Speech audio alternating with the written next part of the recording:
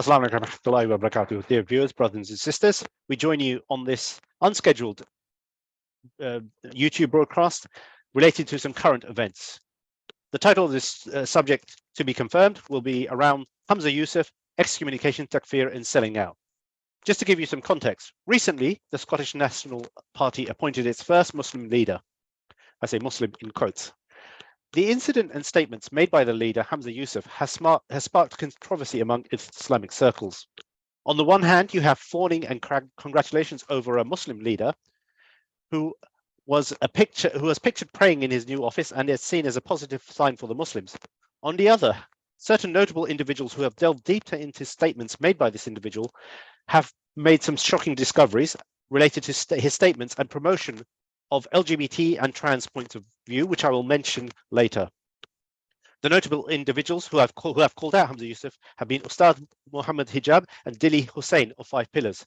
Both carry out excellent work for this community and are certainly exemplaries for us, for the Ummah in the West. These two individuals produce excellent content generally and are very active in defending the Muslims against political and intellectual attacks against the Muslims. The statements which leave little doubt as to the heretical content which were mentioned by Mohammed and Dili in a number of videos. We will link in a video. In this video, a Sky News reporter interviews Mr. Yousaf regarding LGBT issues. From about 4 minutes on in the link which will follow, when he was asked regarding a vote that was held on accepting same-sex marriage, I quote, if I was asked, I would have voted for it. When asked, do you think gay sex is a sin? He said, I believe in equal marriage. I believe that people's marriage, if they are gay and they are married and their marriage is no less, and their marriage is no less, there is no more inferior or worse less than my marriage as a heterosexual individual. So no, I don't subscribe to that view. Moreover, later on, he says, I don't use my face as a basis for legislating, which we will circle back on because this is an integral issue. The interview asked point blank, the question was, do you believe gay sex is a sin? His response, no, if I can be clear about that it's not. I've been asked that question about 25 times and I've answered it the same way 25 times, so I can't change what's in certain face. I can't change what's in scripture. What I can tell you is the approach that I will take is that I will not allow personal faith to be the basis of legislation. These damning statements were called out by Mohammed Hijab in a prepared video, which will also be linked below, titled, Is Hamza Yousaf Muslim? In this video, I've accumulated the statements made by Mohammed Hijab. The matter being known by necessity in Islam, not believing it is a sin as a negator of Islam, takes one out of the fold of Islam, Kufr Akbar, you are excommunicated, make tawbah, you have left the religion. And he also states you could have said something which could have allowed the theologians to give some kind of ta'wil, interpretation, scope, but you were so clear-cut on the matter. And also to put further context, the argument of ignorance for Hamza Yousaf can't really be argued because he is actually an active member of FOSIS previously and has certain Islamic backgrounds. Later, Dili Hussein invited Mohammed Hijab to an extended and excellent video, which I urge you all to watch because it covered many connected issues, titled Mohammed Hijab, Takfeer, American Duat, and Ikhwani Pragmatism. It provided considerable details of extreme relevance to us in the West, because basically Mohammed Hijab went into some considerable background around the mentality, which I'll cover later. So Dili Hussein also trawled through the comments and his statements were very helpful in preparing for this video as well. So in addition to what was said, he mentioned how Hamza Yousaf was supportive of a ban on the conversion therapy and supports the right to abortion up to 8 months. Now let's put some context on what conversion therapy is. As a Muslim, if someone does something haram, we have a duty to make nasiha, advice, abusement, to give them murada, give them some kind of advice to rectify their behavior. He is campaigning to make this illegal. So this dawah cannot happen. advising someone who's gay to fight their urges or change their lifestyle is going to be made illegal. In addition, he supports RSC, sexual education, with alternative lifestyles for 5-year-olds. And in relation to abortion, he is supportive of abortion up to 8 months. Now, in Islam, we have a certain cutoff period, which relates to around 40 days approximately. 6 weeks. 6 weeks, okay. That's then corrected by the Sheikh. And so he's supportive of this other kufr aspect of legislation.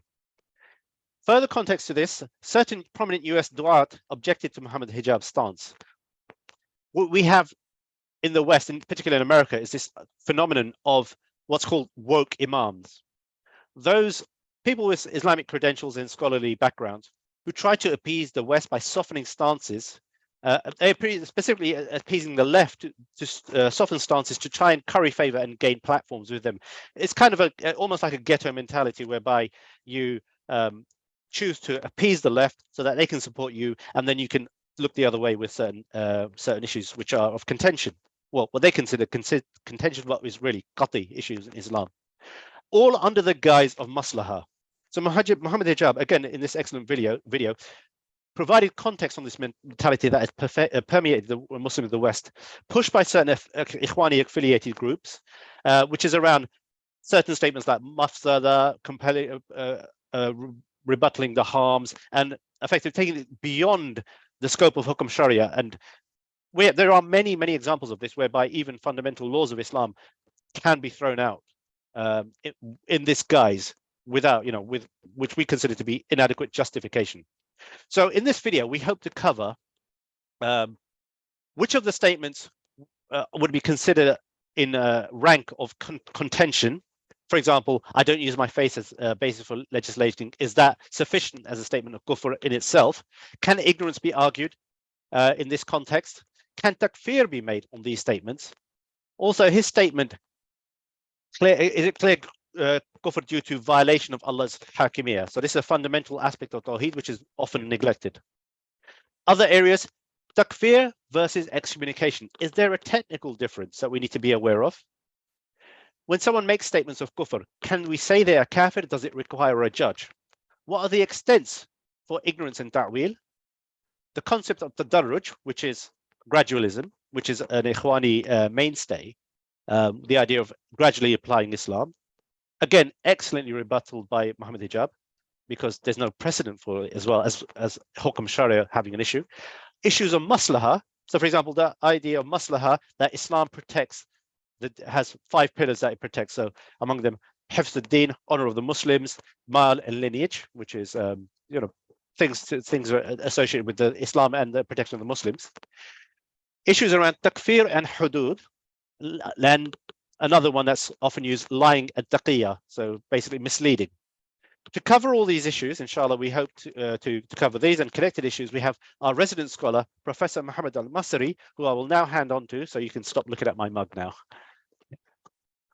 Okay. Bismillah ar-Rahman ar-Rahim. والصلاة والسلام على خاتم النبيين وإمام المرسلين نبينا محمد وآله الطيبين الطاهرين وصحابته المخلصين المجاهدين الصادقين وبعد. A few technical points for the really one of the most outrageous aspects of the statement of Mr. Hamza Yousaf. I mean Hamza Yousaf of Scotland, not Hamza Yousaf of Zaytuna in America. There's another Hamza Yousaf there who has also some problems, but less severe than this one. Is that when asked about the sin and so on, he could have find a good answer, like the one given by the Pope. The Pope himself gave a reasonably good answer. Say it's homosexuality or something is not a crime; it's a sin. Meaning, going from the standard church position, which should be the standard one, because the current Christianity all over the world since essentially Nicene Creed, and slightly after that, is the Pauline Christianity, not the Christianity of Isa alayhi salatu wasalam. Let's face that and make it as a fact. Although many Christians may deny that, but just go and read Mark, then you know it's not the same one. It's not what Paul says about Isa. Some completely different entity. But anyway, that's the official Christianity in all the churches, including even the monotheists of Egypt and so on. And the Paul statement is clear that the kingdom of Christ is otherworldly, and the emperor, the pagan emperor, he's addressing the emperor at this time, is appointed even by God to rule so that he can manage the worldly affairs. Christ is not a king here. Maybe he said that to hedge, maybe he was taqiyya, so they will not be persecuted. Nevertheless, they were persecuted, nevertheless. But in benefit of that, if that succeeded or not, it's otherworldly. So there's a difference between sin and crime. Something could be very sin, you are counted Yawm al-Qiyamah, but it's not a crime the state can account you and punish you. That's a very reasonable one, statement which can be made in a secular state. And clearly, there could be no, according to Paul, there could be no Christian state, because Christ's kingdom is otherworldly. That's not what Christ said, but let's assume that's what Christianity claims to be the standard Christianity of all the churches, Catholic, Orthodox, and so on, before the split, even the so-called monotheist or the Chalcedonian churches. So he could take the way out, and nobody would blame him, say that's what the Pope is saying. And I think there was a lady competing with, she seemed to be a devout Catholic. She stated similarly. And I think maybe that's the reason she did not win the election. She did not win the election. That's maybe his motivation to say so. But anyway, individual motivation, such an utterance is completely unacceptable, because that is a sin in Islam, is with attitude. That's what established beyond any doubt. No, let's not even go to homosexuality. Some people discuss the people of Lot, so it is, but it's well established by agreement of all scholars and all Muslims since the time of the Prophet, and also by the text of the Quran. We've interpreted probably that like, for example, we were discussing the halaqah, the one a few days ago, Surah Al-A'raf, the only one mentioned as a crime for them, as a sin for them, for the people of Lot, is that they cohabit with, they prefer men in cohabitation, intercourse and sex to women. But anyway, in Islam, also extramarital sex is also a sin, as grave and even more graver than homosexuality. So let's not beat around the bush. And this is in the West is accepted as a standard for hundreds of years, and nobody's objected to that. And even if you ask the Pope, he may be at having difficulty to express the point of view about that. But if he's honest with himself, he'll say it's also a sin according to the scripture. So that's number one. That's established with attitude. The issue of punishment or not punishment is the issue related to the state. That's true. And judicial ruling, etc., and verification at Hudd. That's another issue. That's it. So this way, he is definitely committed something which is much graver than the issue of participating in Kufr ruling with what Allah has revealed, etc., and so on. And also his other statement that I don't let my faith interfere with legislation and so on, meaning he seems to be allowing himself to participate in legislation which contradicts what his faith dictates. Now his faith, alleged faith, Islamic faith, dictates that in public affairs, even in governmental affairs, there are certain principles and issues which must be applied, and not ruling by what Allah has revealed in these areas is an act of kufr, an act of rebellion against God Almighty, and an act of injustice, and all of them on the level of kufr. But as verified in the book of Tawheed and so on, the usual narration from Ibn Abbas that say kufr duna kufr and so on is invalid. We have verified that elsewhere. You can check our literature and check also the Hakimiyyah, I think, which is being, is it translated, Rash? I think it's already translated. We have a rough copy, yeah. Yeah, it's almost translated or just being reviewed now. And that's verified. And because the statement of Rashi is really kufr. The only agreement is kufr, duna kufr, and so on, as I said, is irrelevant. Ibn Abbas even did not deny that it should be described as kufr. That's number one. Secondly, the issue of it takes out of the fold of Islam or the fold of Islam. Some people connected with creed or not creed and so on. That may be an issue of discussion, philosophical discussion, but the level of kufr and fisk and zulm is definitely to be attributed there. No doubt about that. So that's, so in that regard, you could say this is not an Islamic state, which definitely is not. The majority are not Muslims. The people are not Muslim in their majority. And they did not elect the government. They elected based on the belief of the sovereignty of the people, or half sovereignty of the people and half to the king or the queen. That's the philosophical background. And thus, you don't expect them to rule with Allah's revealed. Yes, but to do as a Muslim, are you allowed to participate and run for such states? That's a question which is being overlooked in this discussion. I think it has not been addressed thoroughly. It has been addressed in time past, and this is we are discussing that ongoing since the 90s. So that's another issue. As a Muslim, if you have the power to rule, then you are not allowed except to rule with Allah, which has revealed. Otherwise, you are out of Islam. There's no doubt about that. You have committed act of kufr and so on. And there are obviously exceptions, cases of necessity, and so on. We will discuss that in detail when you can be joining or staying in a kufr rule. And the cases, the usual mention, the case of Prophet Yusuf, peace be upon him, long before Islam, but also the case of the Negus region, Najashi, and cases who came along history after that. For example, some rulers in Yemen fell under British occupation, and they were forced partly to apply kufr rules in certain areas at least, or accept at least British sovereignty, which is kufr sovereignty, which should not be accepted in prison. That has to be sorted out also and discussed. So let's go maybe a little bit more systematically. And also one point which I would address quickly, the use of term excommunication. I had that's what the main motivation that we did that video. I felt that's a mistake to use such a term. In Islamic term, we cannot have a term called excommunication whatsoever, because we don't have an organized church. Yes, there's an obligation the moment you are well established on earth and you have the majority and the power in an area to rule with it, Allah has revealed. And then you apply Islamic ruling. And even in that, there is no excommunication. And the usual assumption of the so-called Ar-Riddah, the punishment for pure apostasy, is we are quite confident that we have the evidence for that well developed. That's false. What can be administered is that the punishment for the one who rebel against the public order by joining the kuffar or commit riddah, which is in direct confrontation of the Islamic order, like someone marrying publicly the wife of his father, which was common in Jahiliyyah, and some people committed it, or someone marrying publicly his sister, a Muslim, not even a Zoroastrian. They were marrying their own sisters before Islam, and after under Islamic rule, by the way, many people do not know that nobody interfered with their marriage. That's not the case. But a Muslim committing that, he's rebelling against public order. He's publicly doing a celebration and drumming and music and inviting guests and so on. Not committing zina in private. That's something else.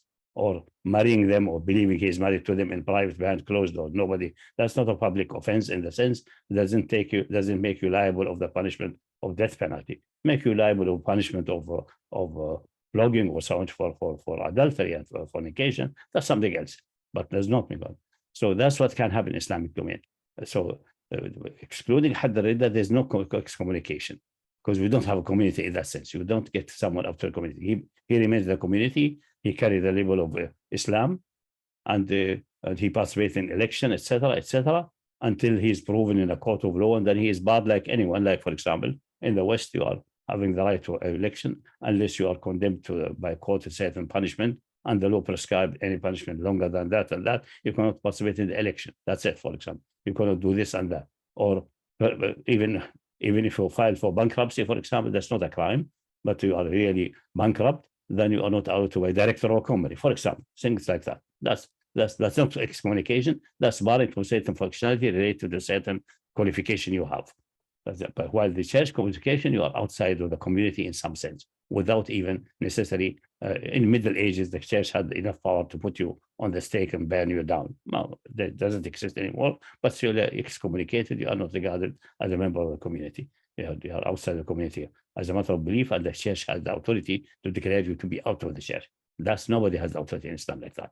All that said authority is this punishment, in the case of an Islamic state, Islamic authority, and as I said, Hadd al-Riddah does not exist. Genuinely does not exist. Is Hadd al-Muharaba, the punishment for acts of war, either active war or the de facto war or de jure war.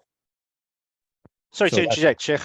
When you say there's no Hijab Riddah, could you give us some more detail? Because I know there's contentions about certain other classical scholars arguing that just the act of mere apostasy would necessitate a capital punishment, whereas your contention is that no, that's his fault. This is all based on a historic misunderstanding of the hadith. ما بدل دينه فاقتلوه. the acts of the Prophet ﷺ with all those who committed, there was no kind of committing apostasy in terms of open apostasy except by running to the kuffar and joining them. With those committing apostasy in Medina, like for example, someone saying to the Prophet directly in his face, "You are unjust." This is an act of kufr and a statement of kufr, and it ought to be administered Ar-Riddah if there was a Hudd, and the Prophet prohibited his companion from doing anything to this man, and this was in the 10th year, few months before his death. So this is the final ruling, and all the time through the time, and also the ayah in Surah An-Nisa, "Ma lakum fil munafiqina fi'atayn wallahu arkasahum bima kasabu." At the end says, if those munafiqeen who joined the kuffar even, so, and the ayah says clearly about them, they wish they commit kufr like they committed kufr.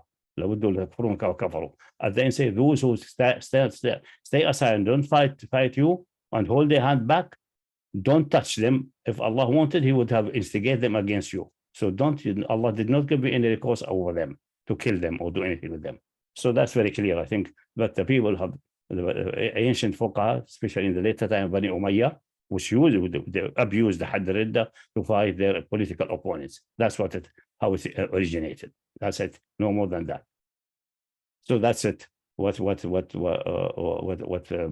Dina Faqtulu, meaning who changed his allegiance and his belonging, who changed his citizenship, or joined the kuffar, or spy for them or something. That's then what deserve the administration of punishment. But this needs really an expanded, detailed study. By the way, one classical scholar, at least Ibn Hazm, developed that very nicely, and discussed the issue of the munafiqeen and so on, and then he made the blunder in saying, yeah, that would be an argument, but all munafiqeen were hidden, he did not know about them, and the one who came public, they were all executed, which is not true. We know about the Khuwaysarah, and know that he was described as munafiq by Umar, and wanted Umar to execute him, and this is in the 10th year, in the month of either Shawwal or Dhul Qa'dah, because that happened. Let me just give a small brief for people who don't know. That happened when Ali ibn Abi Talib was sent to Yemen on a battle campaign together with Khalid.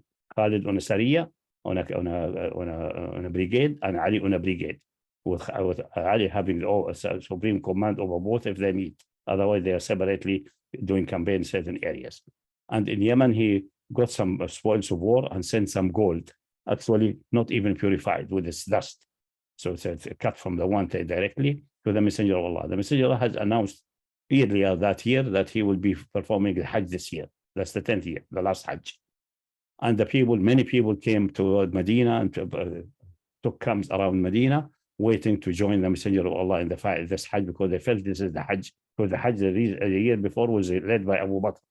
The Prophet did not want to attend because there was some mushrikeen attending. He wanted to have a pure Hajj for himself. Anyway, so they were accumulating there from Shawwal to the Qa'dah, waiting to join him. At that time, obviously, there were various interactions. There were some tribal chieftains, major tribal chieftains, and this gold booty came to the Messenger of Allah, and he divided it. Instead of divided between the people, like any gold booty for all of them, he divided only between 4 major tribe chieftains who were still not, their Islam is questionable, and they lead very dangerous tribes, could be danger to Islam, according to the principle of mu'allafat qulub, those who we want to sway their allegiance toward Islam by essentially by giving them money, by bribing them, by softening them, by gifts.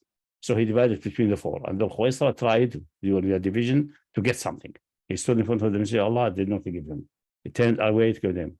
Then ultimately he got outraged and say, "This is a division which did not please Allah. You are unjust." And the Messenger of Allah said, if the Messenger of Allah and Allah are not unjust, who will be just after that, after all?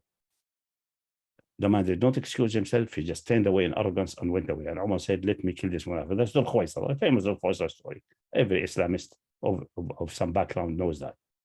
And Umar said, "Let me kill this munafiq." This murtad. It's clearly munafiq is meaning munafiq in the concept of Sahaba is a kafir. And by the definition of the munafiq is a kafir. And he was before that clearly a Muslim. Now he announced kufr by saying, "You are unjust," and did not say, "Sorry, I made a mistake," or that. He went on. He said, "I don't touch him." Now the people will not say Muhammad is killing his companions. Well, whatever, we comment on that another time. And then he said, from the seed of this man, of this ideology, the same way other people will come, etc. And the famous hadith of Khawarij was mentioned there. when they come out, I will exterminate them. If I reach that time and they come out, what mean come out? Come out with the sword, fighting. Then they are worthy of extermination. And many other evidences. So that's what was neglected by Ibn Hazm. He did not notice this and other things. But otherwise, the discussion of Ibn Hazm about Ar-Riddah is quite good, about 10 pages in Al-Muhalla. If anyone is about would like to have some scholarly discourse, at least a primer, go to Ibn Hazm. We have that and develop that much further, so much further. So back from Ar-Riddah, that's not our issue. So that's all what it could be regarded as, it could have classified as some kind of excommunication. But it's not excommunication, it's executing, actually. Taking out of community, taking out of life. Those other ones who joined the kuffar,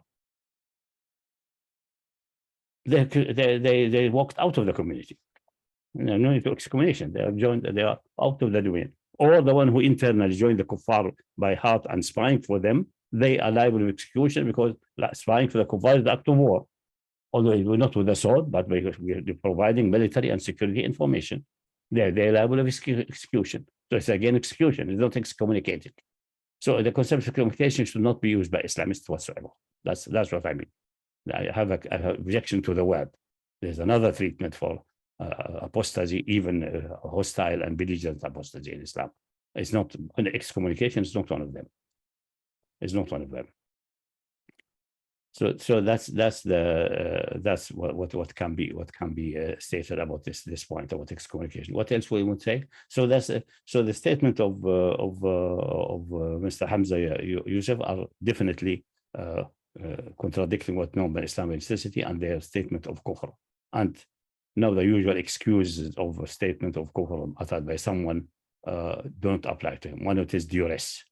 There's no duress there. That's fear for your life and liberty. For example, you are under the gun, or people are drowning you, like how happened to Ammar ibn Yasir, the famous ayah in the Quran that whoever utters kufr, except the one who is under duress, but his heart is content with iman, but otherwise he will become a kafir and he will have punishment in akhirah. So the story of Ammar, that Ammar ibn Yasir did not have a capability of resisting, for example, drowning. Some people have some capability of tolerating certain pain. Some people do not have. That's by Allah's act in your body, by the nature of the universe. It's not what you're doing. And Ammar could not tolerate it, and when they drowned him, but they do not nowadays use the so-called waterboarding for interrogation, which is a very nasty kind of torture. They call it mild torture. It's actually not, by many people, it's very nasty, extremely nasty, actually. And then they said, say Allah is my goddess. Yes, Allah is my goddess. That's for the utterance of kufr, he said. And then the messenger say, if they repeat again, repeat that, don't worry. And the ayah came down. So that's the duress, which is very clear. But it has to be clarified in Islam, because I think before Islam, it was, I think, quite common in Christianity and Judaism to regard utterances of kufr are not excusable even under duress. You should even suffer death.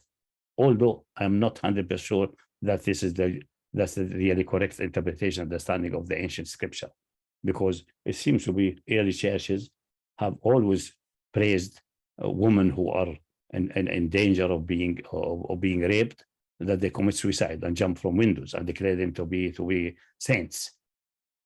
Santa, so on, so on, so on, some of them, because they jumped from the window to protect their chastity. So I think protect life is as good as protecting chastity. So I think it's maybe a misinterpretation or misunderstanding of the early churches. But anyway, that was more common, and the Quran clarified that clearly. But I think even in ancient time, it was like that. It was like that, I think, and even in previous scriptures, but misunderstood by many, possibly. Secondly, ignorance. You don't know it's a statement of kufr. Thirdly, temporary insanity, like in a moment of rage, you utter something of kufr. That can happen easily, but it's any utterance in the moment of rage is invalid. Divorce, setting a slave free, that's called ighlaq, in a state which you don't know, which are really not clearly mindful what you are saying and the implication it has. It doesn't mean that you are completely insane, ready to be put in a straitjacket and taken to the institution, but something which obviously can be scrutinized in a court of law on various circumstances and medical advice and medical checks and so on. What else? Ta'wil. Ta'wil, you don't know, you don't think it's a statement of kufr. Like, and there's many things like that. For example, I give an example which may be outrageous for many people. Actually claiming that the Sharia of previous nations is the Sharia for us, and unless it's abrogated, that actually statement of kufr, because it undermines that the Messenger of Allah is sent to all nations. It contradicts the Quran. But many people cannot see that. Many great Imams, Abu Hanifa, believe that the previous Sharia is still valid until it's explicitly abrogated. And that's the reason we have in the Hanafi madhab, for example, a disliking of eating shellfish and things like that. That's coming from Judaism. And since Islam did not know anywhere any direct addressing of shellfish eating and so on it, so he thought this is continuous in the Sharia. So statement kufr uttered by or accepted by God without him even recognizing that it's contradicts Islam. It undermines the finality of the prophethood and undermine also that Messenger of Allah is sent to all mankind. But that's you have to do the proof in a complex way. It's not extremely complex, but in a complex way, so it's not apparently on face immediately. That's a possibility of ta'wil. Giving this example, this outrageous example, just also to bring this point home.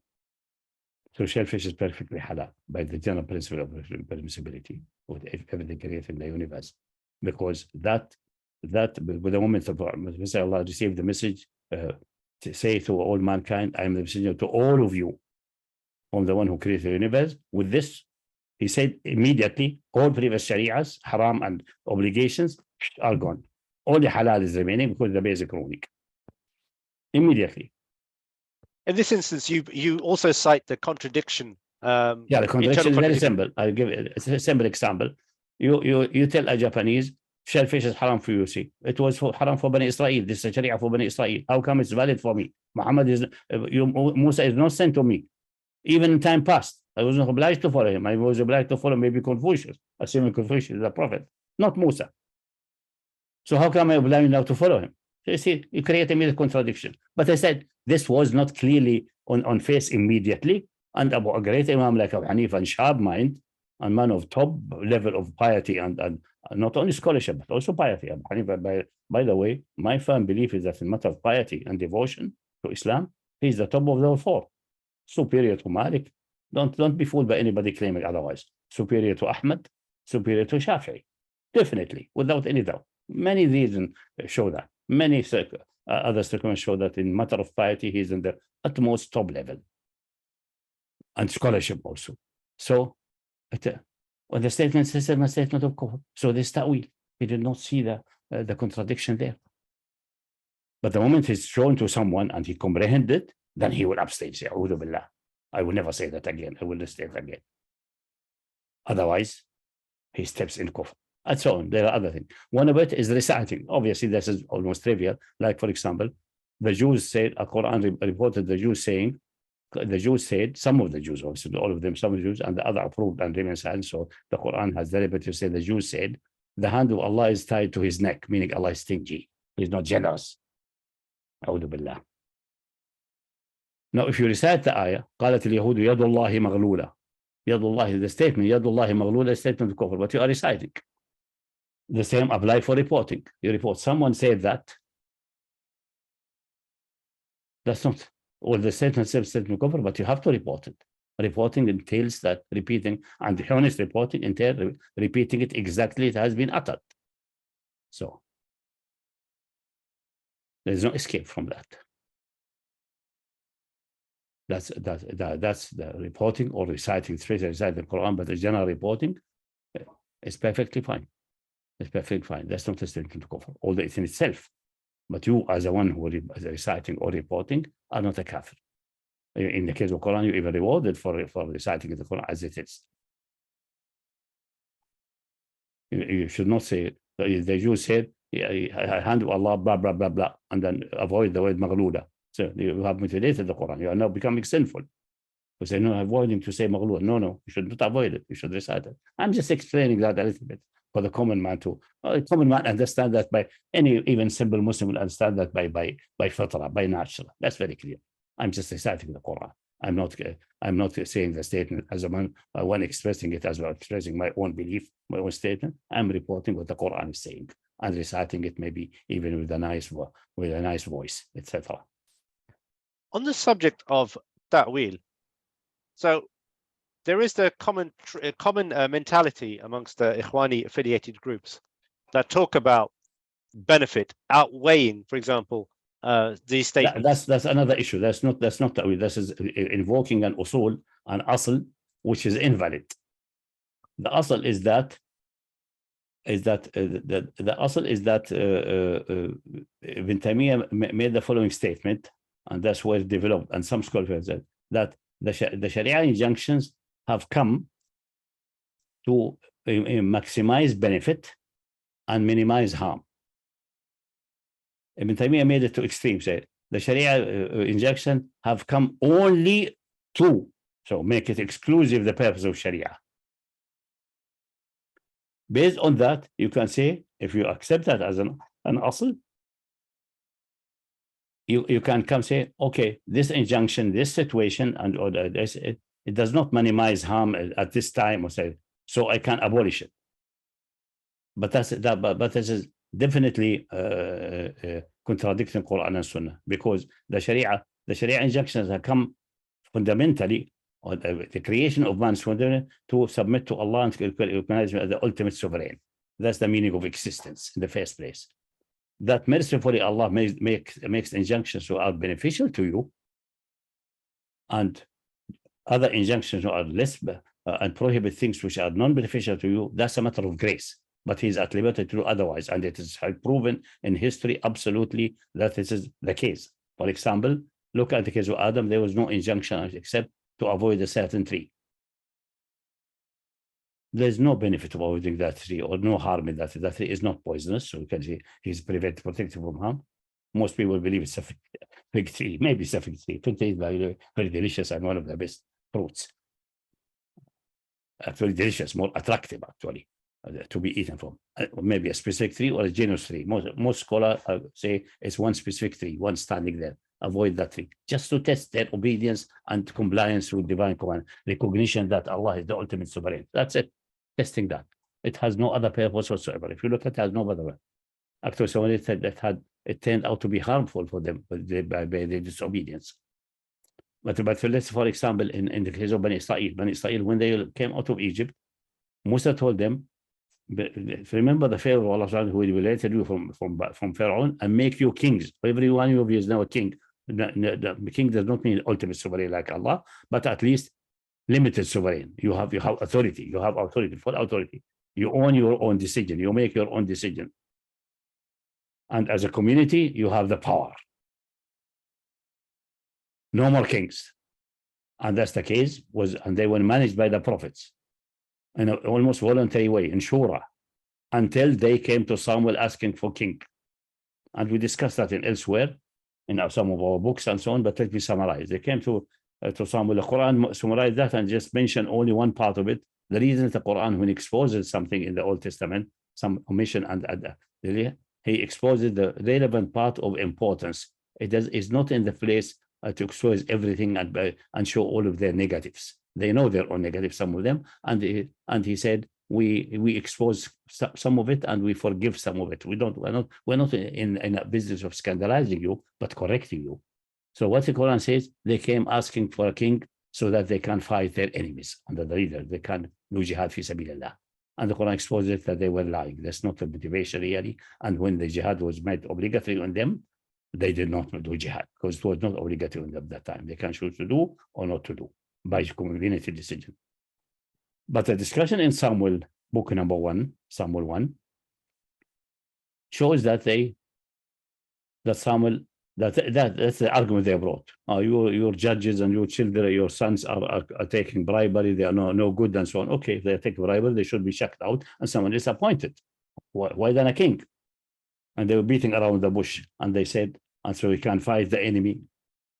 And Samuel were upset, and he reported to Allah subhanahu wa ta'ala in seclusion. Allah and say they don't want me to be because he would like the final judge and the first of the last of the judges, let's say, who were ruling really. They want me to abdicate. What can I say? So they don't want me. Say that's not true. They don't. It's not that they don't want me. They don't want me. I am their king now. I am the king, but they don't want me, and they have forsaken me since time they adopted the golden calf, etc. It's a long discussion. Read Samuel 1. You will be shocked about the whole discussion. So tell them that. But kings are evil. It will happen this and this. Tell them about that. And they told them the kings, if the king happens, it will do this and this and this and this. And I think it went back and forth twice, even to the details that he will take your daughters to be combing and cosmetic worker for his daughters, etc. It's in such almost stupid details. And they came back and said, no, I want a king. And then Allah sent him back and said, listen, if you ask for a king and grant you a king, allow you kingdom, then the result will be that whatever the oppressive, because kings will become oppressive, there's inevitable. There's no way it can happen otherwise. Because the only one just king, absolute just king is Allah subhanahu wa ta'ala. There's no way. The result will be, you will be screaming over the injustice and you will be supplicating to me against your king. I will not listen to your supplication. It's end of game. Never, ever. You will have to suffer. And someone went back to them and they insisted. And he allowed that to them. So he allowed them that harm them. Obviously, he warned them and so on, but because he's a merciful Lord, but that's it. He was not at liberty. They want a king? Take your king. To the hell with you. He could have done that without all the warnings and so on. And he allowed it. So Allah is at liberty to allow you or give you or allow you something which is harmful for you. And we know that alcoholic beverages were permitted in time past. Yes, grudgingly, it was not preferable and so on. And there was some injunction, some places not to get drunk, except in certain occasions, things like that. But it was allowed. And we know it is in ultimate calculation, social level, family level, monetary level is harmful. It has some benefits, obviously. There are businesses and so on based on that, but ultimately it ends in total sum having more damage and more harm than good. And to summarize, basically, you have your contention here is that the point is that the Sharia did not come for that. The Sharia fulfills that by Allah's grace and can fulfill it in various levels. Certain Sharias fulfill it almost perfectly, like Islam, but by the way the injunction has come, it is intrinsic in the injunction. You just deduce what is the injunction does, and then the benefit that the harm will come by itself by applying the Sharia. You don't come say, in this situation, it will be like, for example, usurious transaction. Most Western people will tell you taking interest is the rental for the money. All economy is running off 300 years, and all this prosperity you see is because we have the banking system. That's what they will say. But Allah says otherwise. No, that's not. Money for money of the same type in a delay must be exactly the same. If you want to make money, make it by investment, by other way, by buying, by selling, not by loan contracts, for example. That's the Sharia injunction. And the harm and benefit will materialize it by its own in a complex way. One of the most harms of the usurious system is that ultimately it will going to undermine the currency and make the currency fake. The entire premise itself is always going to be subjective.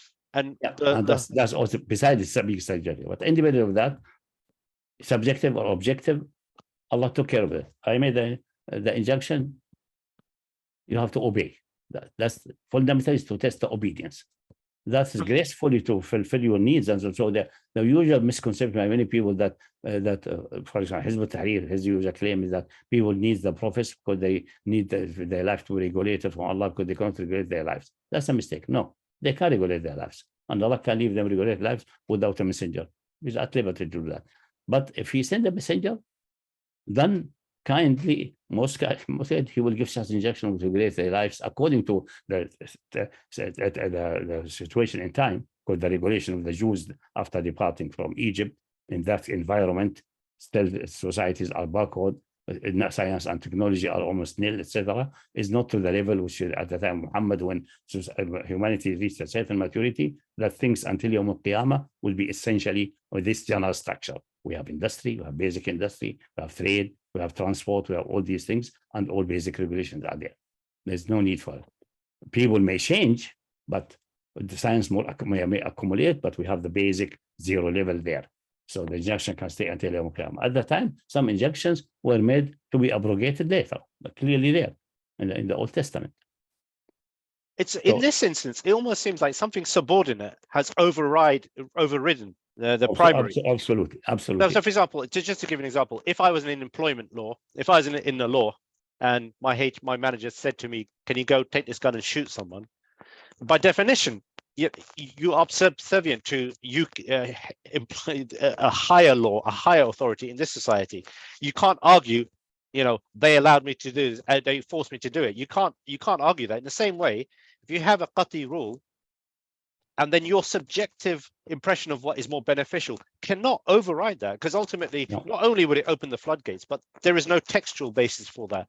So, however, having said that, the fact that this mentality has taken such deep root amongst many scholarly circles, and the reason of that is that with the decline of Islamic scholarship, like in the last 600-700 years, just negotiating at Khalid and so on. Secondly, with the major defacing of the ruling system of Islam, starting with Muawiyah, who usurped power and raped the Ummah, essentially like a public rape for the Ummah, which was accepted by scholars, and they just swallowed it down and tried to justify it with all kinds of philosophical and acrobatics and so on. With that, slowly, then the fiqh developed, usually the individual fiqh. And then the scholars, then when the fiqh became in a later phase, then people like people who are also deficient in their understanding of the Quran, like let's say, I think many Maliki would be upset. Imam Malik adopted the same ma'alat al-a'mal, what the act will lead to, because they did not recognize the issue of the basic ruling of permissibility. So they indulged what this act may lead to, this may lead not to do, this may lead to that, this may lead to this, and so on, to classify certain acts as haram or halal based on that, because they did not recognize and understand the basic ruling of permissibility for all acts. On this mistake, there's a party in Hizb al-Tahrir. And the Madhab al-Maliki developed that. That's the reason the Maliki school developed this ma'alat al-a'mal, the results of action, as a source of law, and developed further and further until in Andalusia we have a Shatibi developing writing the book which is called the Muwafaqat, about the meaning and the purpose of Sharia. But even that level, Shatibi never intended that this will go back negating the Nas. But we have also one Hanbali in Iraq, in the same generation, roughly one generation later than Shatibi, in the 7th or 8th century, going to the extreme, and he was declared to be a kafir by most other Hanbali, by the way, a Tufi. He said, actually, Maslaha override the text, because he made this most likely influenced by Ibn Taymiyyah in the final conclusion. If it is come for the Maslaha to increase benefit and reduce harm, so the Maslaha, and usually who will perceive the Maslaha? Usually the one in charge, the ruler. So this is a system very good for rulers and for tyrants. Maslaha, the one in charge, the one have the money and the power, because they can define Maslaha according to their interest and then twist, and the other one who makes the law. Let's face that's the reality of the universe and the world we live in since ancient time until now. So Maslaha will override the text. So you can abrogate the text by a text by Maslaha. So easily on this theory, you can then just say, oh, now it has become, it's a Maslaha to permit users banking. So we permit them. We don't need to go into much issue than that. But most Hanbali at the time were still savvy enough to declare him to be a kafir. They made takfir on him because of that. So that's how it developed historically. Now, when everything Islamic had disappeared, essentially, in the government system long ago, and then in other areas live, and then later in the Khilafah Uthmaniyya with adopting some like in 1850 roughly, Abdul Majid al-Thani, who I doubt that this man was really a Muslim, but Allah Alam, we don't know. Abdul Majid al-Thani, not Abdul Hamid. Majid al-Thani and so on. They adopted some Western laws and many various things by getting fatwa from Shaykh al-Islam, some kind of idiot sitting in Istanbul. They declare him to be Shaykh al-Islam, the Mufti of the Ottomani domain. That is, they don't contradict Islam. Not that they, again, not contradict Islam. It can't be. Either they deduce from Islam, otherwise they will contradict it by necessity, because they were unable to deduce. They were so frozen. And just the simplest example to show how they deep sunk even 5 centuries ago. Then when the printing press was invented in Europe, which is actually just a one-step development from that what was in Samarkand. I think in Samarkand we have even a full-page printing, but history has forgotten that. I am not claiming that Gutenberg have come to know that and adopted it for Muslim and plagiarize it. No, I think he invented it by his own ingenuity. Let's assume that. That's not the issue of plagiarism now. But it was there in Samarkand already. It was invented. This was a historic breakthrough because now instead of writing page line by line, letter by letter by hand, now you have just people who can carve that in with certain processes or set the letters or even carve on a block. It was originally, I think, carving on a block. It was not even setting letters. That's the first, the Gutenberg one. Then now you can now, instead of having only a few thousand copies of a certain and thousands of copier, suddenly you have hundreds of thousands of copies, much cheaper and more available, and more people can read, and more cultural education can widely spread. And Europe started getting out of the doldrum and the deep sleep, almost half dead of the Middle Ages, started developing and getting more and more and more and more and more. And this developed back to the manufacture of paper, and the manufacture of paper developed back in the printing press and back and forth. A usual dialectic process. This enforces this, and this enforces this, and other industries developed out of that. And science and technology become widespread. More people were interested in knowledge, in various kinds of knowledge, religious knowledge, philosophical knowledge, technical knowledge, etc. More and more and more. What did Mawlana Shaykh al-Islam and the scholars in Istanbul and the Muslim world do at that time? They issued an injunction, this is haram, and they persuaded even a century later, initially it was haram, and the Sultan was hesitating. Initially, a century later, they were able to get a Sultan to issue a death penalty against anyone importing or using a printing press. Imagine that, death penalty. So that's the background we have. So that's the declining we have until people started reviving in the late 18th century, beginning of 19th century, and printing press came back and so on, and the beginning of revival. But then Europe was already dominant, controlling the oceans. Britain was already sucking the blood of India for almost 3 centuries. By 1800, they were like 1600. Yes, they were they were begging for a shop there from Akbar. But after that, they became the dominant force. 1650, 1750, 1800, 2 centuries, they were sucking the blood, and Britain developed. Steam engine was developed. Everything was, they were advancing. They were controlling the oceans. They were controlling the commercial ways. The Muslim world were declining in every respect. First economically, intellectually first, obviously, then economically and militarily and everything. And then was continuous defeat. From the days they retreated from Vienna, from the walls of Vienna, 680, Vienna, they retreated. There were never any significant victory. There were some small victories in the Crim War, in Garibaldi, things like that, but nothing really, no significant. And then the European even encroached over to Africa. Although initially they were defeated in the Valley of the Three Kings of Spain and Portugal were killed, but later on the French were able to get Algiers and so on. So we were in retreat.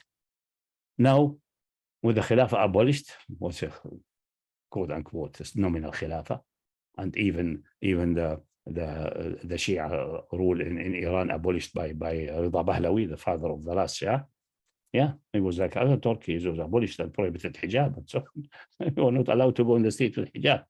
Imagine the Muslim masses and Muslim activists and thinkers started a revival, but obviously completely defeated and cornered in a corner from the Western onslaught. So they have to, what to do with this? The fiqh is, and the classical fuqaha in Azhar and so on are useless, essentially. Let's face it, they are essentially useless. Maybe they're good for the issue of fatwa about menstruation and fasting. I think that maybe, and even there is a question mark about that. And the issues of the modern world, issues of banking, issues of this, issues of this, issues of this, issues of this, what to do. And then they started a revival movement. And some movements who did not have scholarly financial, I mentioned mostly Muslim Brotherhood, unfortunately. Hizb ut-Tahrir is not of this category, luckily. They thought the best thing is just to argue with Maslaha and Mafsadah, and then persuade the masses and the people in parliament in Egypt, especially in Egypt, Egypt being really one of the most leading countries in the Muslim world. The Muslim leadership in the world has been since the fall of Baghdad, essentially Egypt, and then Istanbul. But intellectually and linguistically is Egypt. Istanbul militarily and politically, maybe, but Egypt was the center of scholarship and so on until now. We have to admit. Syria a little bit, but that's really there. They will try to persuade the parliament and so on. Sure, if anything is the Maslaha, we will fix you by Sharia. We'll fix it by Sharia. There's no problem. We can fix it. We cannot. Initially, they were arguing applying Islam, meaning applying hudud, but it was very repugnant. How can you apply hudud in a society which is completely rotten and the system which is completely almost kufr?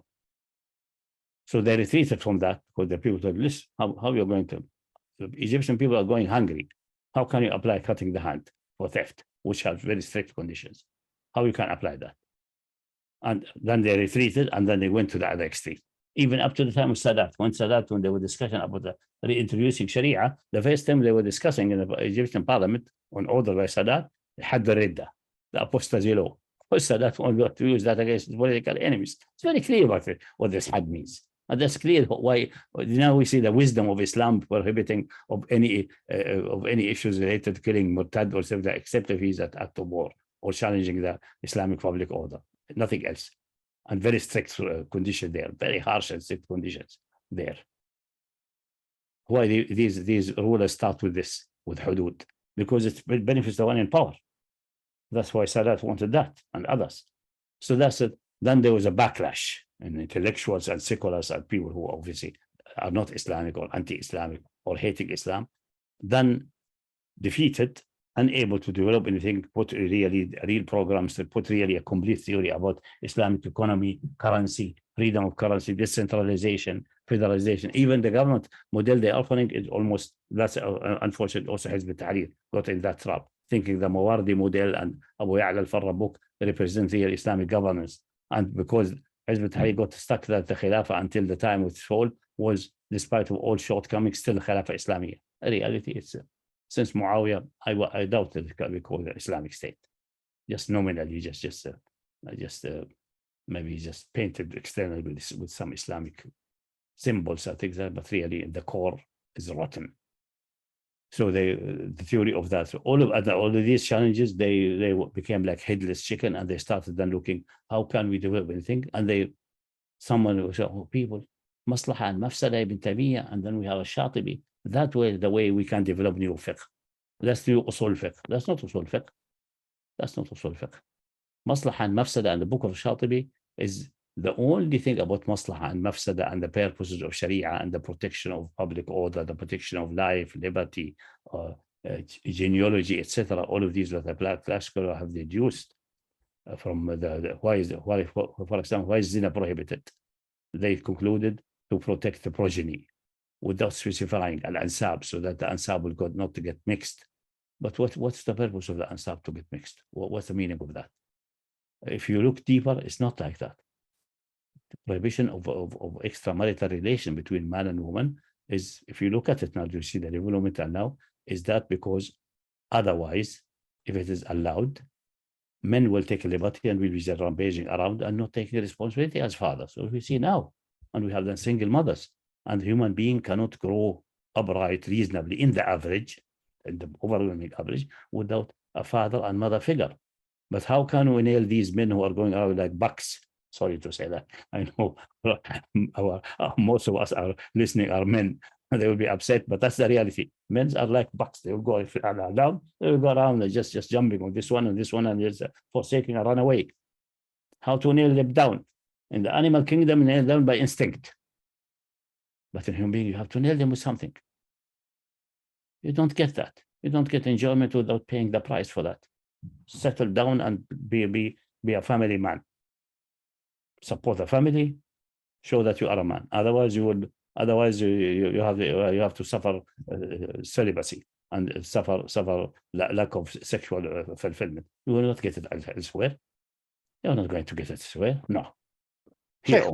If I can interject there just for a second. I say, I mean, that's maybe the main reason. That's why then family is protected, and human beings and family protection. Why family protection? Because human beings will not go up to the coming out of age reasonably upright without these mother and father. Mother alone would not be enough.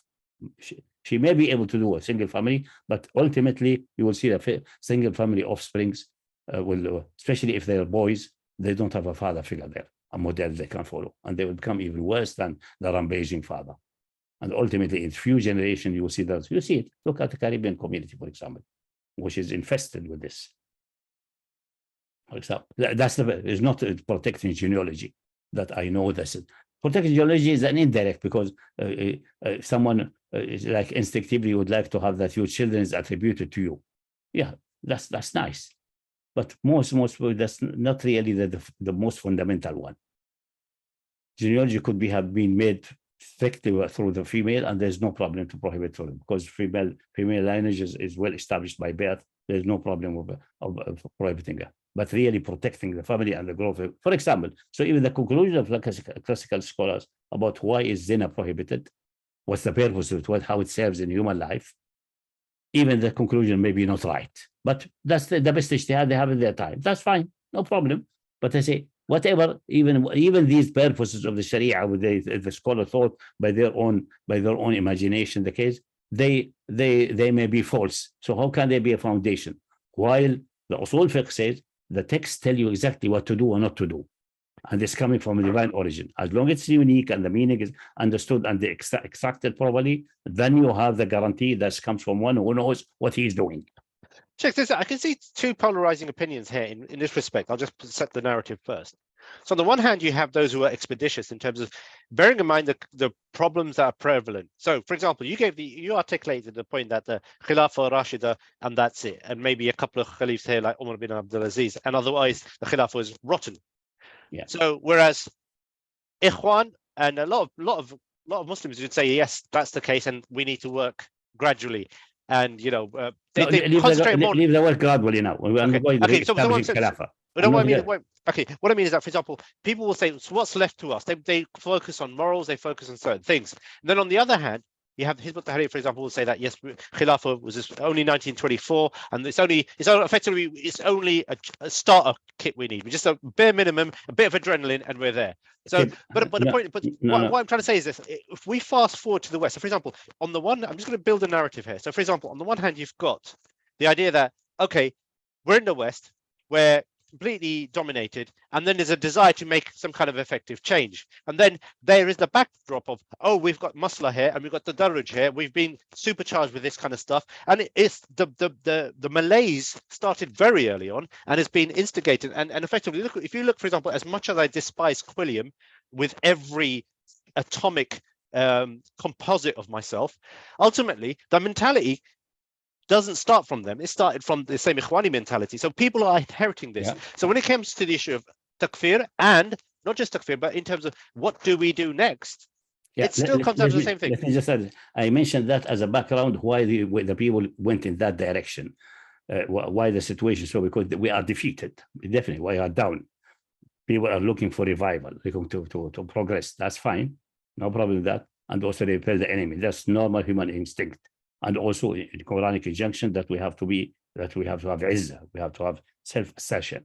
We are not ordered. By the way, the Jews are ordered to submit to foreign kings. This is a late injunction after the Babylonic exile. We are ordered the opposite. They are ordered to submit, and they're punished by that. It's again one divine injunction which seems to be well established, and that's the one adopted by Naturai Carta and so on. Will establish as a punishment for them. So even a divine injunction could be even to your own harm and to your own demoralization and punishment. But leave that when we're not in the philosophical area. In that case, why they get this way? Because they did not want to sit and do their homework. They want to be in a rush. They thought by just a few hudud, and they thought Islam is just simple few hudud and so on, and we are there. They thought that what has been applied over the centuries with all its backwardness is Islam. Even Hizb ut-Tahrir part in matter of Khilafah. So they went this way. If they would have said, no, we go to the square one and see where the problem started. Hizb ut-Tahrir has a motivation saying, if we go to square one and see we wanted to be like Khilafah Rashida, that will not motivate the people because it was 1,000 years ago. But this is a mistake. Historical in Europe, all the real progress in political and public discourse, not in the philosophical discourse, but in public discourse, like from the 17th, like the American Revolution, is by going to models of self-administration of the early church and the Athenian democracy and so on. So that's a model. It's 2,000 years back, and it was not harmful. Exact opposite. They say this is a good model, and they have also some Native Americans tribes who have really like Congress style. They took that from them, or they plagiarized without mentioning it. But scholars know that they adopted that and they presented it to the people, and it was sufficiently persuasive in its own structure to let the people work for it and struggle for it and reject the taxation of the king, etc. So that it is 1,000 years ago is not a good argument, it's a bad argument. The good solution, the Shura system, Islam as a truth, it does not become bad because it has not been applied properly for 1,000 years or something like that. No, that's the opposite. It shows that the people after that were poor. You have to overcome this poverty and go up. And that's exactly what happened. So this argument of Hizb al-Tahrir is not valid, because that's usually here from Beni Shabab in time past. If we justify to Khilafah Rashida, you say that's so far away, it's gone, forgotten, erased by time. No, it will motivate more. It's number one. Number two, that's apply more to Ikhwan, is that they don't want to sit and do some of their homework. They don't want really to go and do a thorough study of Sharia. They don't want to invest in some of their shabab, go and study Usool. And some other shabab who study, for example, like what they call secular science, not secular sciences, the natural sciences, mathematics, physics, and so on. Now you have some background of science and philosophy and so on. Go and study now Sharia and try to go to deeper. Like myself, I came from a physics and mathematics background with this and philosophy background. So I have the tools now to go and dig deeper in philosophical issues and recognize like the issue of abrogation of previous Sharia and things like that. They did not want to invest that. And by historic accident, nobody was there, or maybe one or two, who did not devoted their life for that. Because for that, you have to devote 20, 30 years of your life, like I did here when I came. I made most of that when I came to Britain. For example, I had the time, but I was struggling then, almost begging on the streets. You have to. There's no free lunch. They were collecting charity and doing rangers and boy scouts and things like that, teaching people how to pray, which is nice, it's no problem. And teaching women how to do hijab, develop a nice hijab. The hijab developed by Egyptian is very nice, very good, aesthetically excellent looking, and have all the conditions of proper Islamic dress. Hijab is not the correct name, Islamic dress, and so on. But the deeper things which need to be done, nobody had the energy or the came. So the solution they were looking for in the West, as is Maslaha and Mafsadah, is there already in the Sharia, basic ruling of permissibility, and that's what was missed by Hizb al-Tahrir. Everything, basic ruling of all contracts are validity. You don't need to go struggle about that. So this way you classify, analyze all insurance contracts and so on, you recognize that they have no problem. The only problem in the Western economy, essentially, which is the fundamental one, is the issue of currency and the issue of usury, for example. They don't need, this is 1, 2, 3. And many people who looked at that, they said, no, there's no way. Usury in the West is not acceptable. It cannot be accepted. It's somebody beyond acceptation of anybody by Maslaha or Mafsadah, even Ikhwani. And that's the reason they established the Islamic banking on a private level, despite all the fighting of governments and so on. And this proved its success, and even dug itself now in Europe. And even the departments of Islamic banking in America, in the major banks. Chase Manhattan has a department, etc. Section, division. So it was the solution would have been there. There's no need for Maslaha and Mafsadah. But they wanted to reach there without doing the job. They don't want to work hard. That's it. They want to be lazy. You cannot be lazy. Like many of the Sahaba thought they were just embracing Islam and so on. It's a walk in the back. No, you have to struggle. You have to suffer. Cutting legs, bleeding. Some people murdered and so on. And the Quran says clearly, you want to go to paradise without being tested, like the nation before you tested, you have to. The same here. You want to revive Islamic life just by distributing leaflets and so on, and sticking to the fiqh of the ancient and so on, which history has shown that it was one of the reasons to go into decline. No, you have to dig deeper. Now, Sheikh Taqi did really some breakthroughs in certain areas, definitely. Ikhwan did barely any broken in any area, except in a practical area of Islamic banking. That's it. The solution is here, it's there at hand. Just open your eye to that. But if you talk about Quilliam and so on, the one in the West, you don't expect them, especially second generation and so on. Barely anyone is, even Muslim converts, even professors and so on. Usually they are specialized in certain area and so on. But this needs more and more work for many people, which should have been done in Egypt, it should have done in Muslim world, especially in Egypt, where the Muslim world. I put on Palestine and so on. I put the blame on Muslim Brotherhood. If they would have from day one cooperated and interacted with look, for example, the Shia. The Shia did not have any political activity for centuries because they're waiting for the Imam and so on. Okay. When they decided to become politically active, that Hizb al-Da'wah started in the 60s and 50s. They took the model of Muslim Brotherhood organization, but they have some leadership who sat and do some homework. For example, Muhammad Baqir Sadr has wrote Iqsaduna. He wrote things about the philosophy of induction and deduction and philosophy. He has things about Aqidah, deep philosophical thing, because he comes from Shia background. The Shia are very, very interested in philosophy and so on and so on. He did some substantial contributions. He tried to merge them. But these groups did not cooperate with others and cross-fertilize each other. They could have done, but most of them secluded themselves in their pigeonhole. They did not. I tried, for example, the Muslim Brotherhood, because they're the biggest organization and they're well established since the 20s in Egypt. And they were established in Egypt, despite the crackdown of Abdel Nasser against them and so on. They were able to persuade some wealthy Saudis who have very Islamic intentions and good background to support them to establish the International Institute of Islamic Thought in America, financed and supported by an investment organization called SAR. SAR is actually a abbreviation of Saudi. The name of Rajihi, Sulaiman Abdul Aziz Al Rajihi. That's the abbreviation. This foundation is his, and the investment is his money. He's a multi-billionaire. He's a good investment, a good Muslim. Allahu Alam. That's what I think. And the way he invests and the way he works show that his intentions and his direction is Islamic.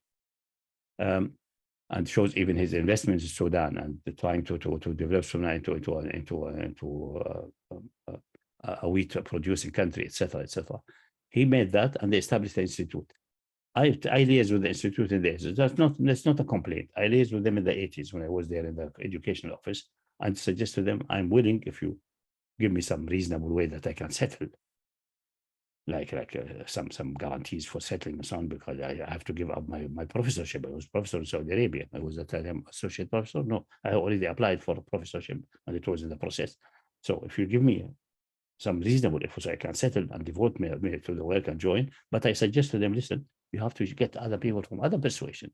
You have only Ikhwani and people from Ikhwani background.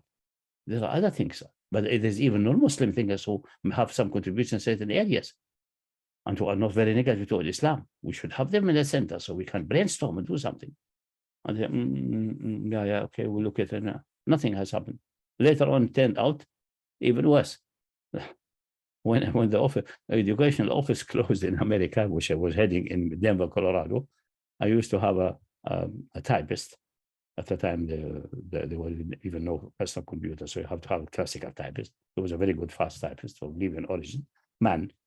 And the leader of the International Institute of Islamic, IIIT, told me, listen, we prefer to have male typists. We don't want to have female of the various things, you know, sensitivities. I say, fine. Say, can you send us this Haroubi? His name is Haroubi. And he said, yeah. And I suggested him to go there. He went there. I was visiting America a year or 2 years later. Stopped in New York. Phoned him. How are you? Everything? How's your wife? His wife is a very, very pious, good woman. So everything is fine. Perfect. Okay. I don't think I can see you because I'm going to. So I can't come to you. I'm staying in New York like almost a day, half a day or 3/4 of a day. Say I can't drive from Washington. It's only 2 hours drive. I knew I thought it's 2 hours drive. In the map, it's somehow in my mind, the map is longer. Anyway, he came and I told him, how is the life at IIT? How are the work? Say, I have left long ago. So why did you leave? Say, you don't believe what has happened. He's a typist, not a researcher, not a thinker, nothing, just a typist. technical. They came one day, Fahad Alwani, rahmatullah alayh, who was the head at the time, say we have instruction from the leadership, didn't say what's the leadership, most likely the leadership in Egypt, Ikhwan leadership, that everyone working in this institute must give bay'ah to Ikhwan. And they said, but I'm just a typist. Okay, the people working in intellectual aspects, da'wah aspects, okay, this is an Ikhwani organization, no problem. But I'm just a typist, and myself, I'm not politically active. He himself, Al-Kharoubi, is member or belongs and feels better work with the Jama'at al-Tabligh. Just da'wah, simple da'wah, prayer and so on. That's my limit. They say, no, sorry, then you have to resign. Believe it or not, that's what has happened in the IIT. That's direct isnad, me from him directly. And this man, this Kharoubi is truthful. He's not a liar. That's the mentality. So nothing can be developed with this kind of mentality. So there's no excuse. It's not that. Now the people in the West, these institutes should have produced something in Arabic or in English or Arabic translated to English, which will give guidance to people like Kelly and so. Nothing. Has made the blunder in other areas. The issue of Khilafah and government was not very attractive, really, and not persuasive. And also in matter of Usool fiqh, a few blunders like the blunder of basic ruling of permissibility. The reason for that is because the Ikhwan were very loose and going by Maslaha. The Hizb had a counter reaction, and no, everything has to have an evidence, even permissibility, even this, even this, even this. Reaction and counter reaction. But still, action and counter reaction, we have now a middle way developed. There's not campaigning from my point of view, no, but campaigning for getting something really up from the ground up in analytical way. And I think we got something which is on the field, on the table. And I think the people should read it and appreciate it. And then we build from there and interact so we can prove and continue improving and developing. Then we can progress. So I don't think there's an excuse there. Okay, but so we're looking at it. So, for example, people have a desire to make some kind of change. So, for example, one of the comments on YouTube, which is actually echoing what I wanted to say anyway, which is in terms of the issue of a person becoming kafir, would it if I'm reading this out because it does coincide with what I wanted to say anyway, which is wouldn't it depend on the person's reasons for joining a government? Maybe the person wants to get elected to try and enact ruling from Islam by voting for or against laws that oppose Islam. Though in this context, I'll just like to clarify, this is the opposite of what Hamza Yousaf did. But this will be different. We discussed. Now we come to the matter of elections, yeah? We discussed now activism and so on, and what's the shortcoming from our side. Now here, we discussed that issue. We discussed the Ikhwani were advocating that, and Azam Tamimi, and later on Sheikh Haddad, may Allah forgive him, joined that later, and so on, about participating in election and voting for Labour and so on. I wrote a paper in the 90s saying, listen, people, this will bring us in a major problem with the Islamic law and also in a practicality. It will not produce the goods you think it's producing. It's false for method producing goods, number one. Secondly, it is put you in a fundamentally difficult spot in a matter of Islamic law. If you, concerning voting, let's say you are voting, you're not nominating yourself. Let's start with the voting. If you vote, although voting is a little bit minor in the sense that you can say, okay, I can do it as tactical voting, but tactical voting will work only if your whole community is well organized and they know their direction. But if they are well organized to the level that they will vote tactically for something which serves Islam genuinely, it means they have sufficiently organized leadership.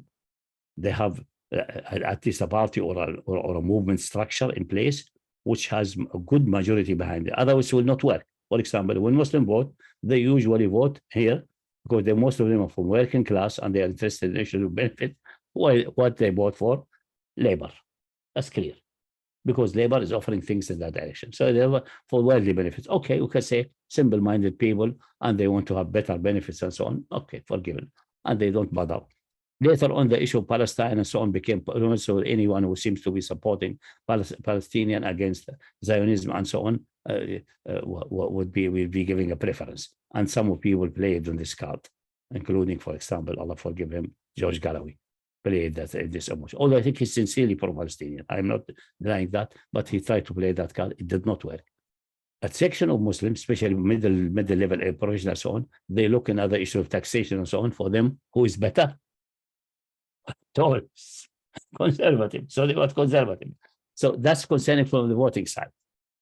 Now, candidates, putting yourself as a candidate, I suggested the following.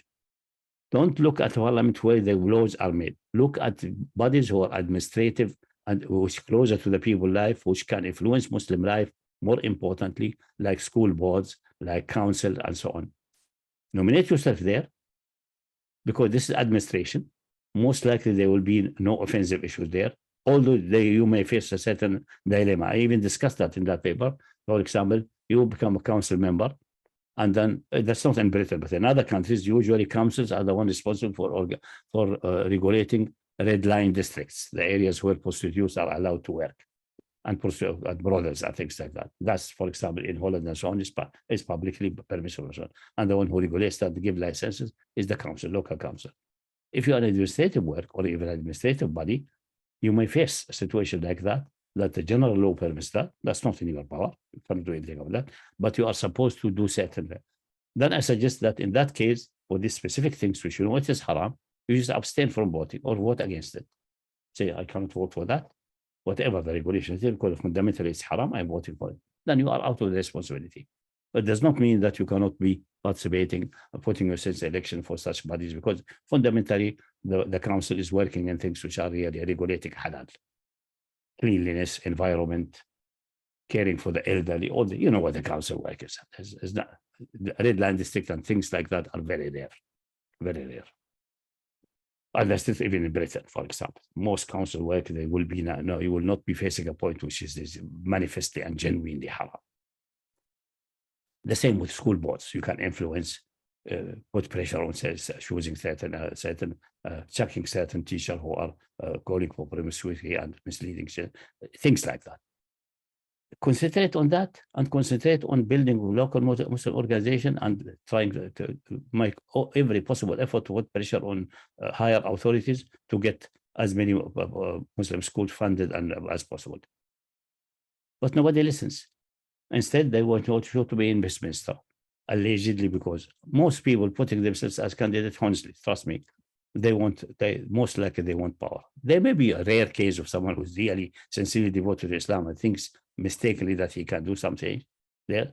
I say, then you are not at liberty, because there you will be in a body who is making laws and could make haram and halal. Then your job will be there the following. Then if you must, then it must be clearly told to the electorates clearly and unmistakably, I will be accounting the government, and my accounting will be based on Islam and your interests. You did this wrong. You did not serve the people properly. You are corrupt. You are this and this. That's perfectly fine. That's a duty of the Muslim everywhere, in Islamic domain and Kufr domain. Number one. Number two, try to bring law proposals which are Islamic.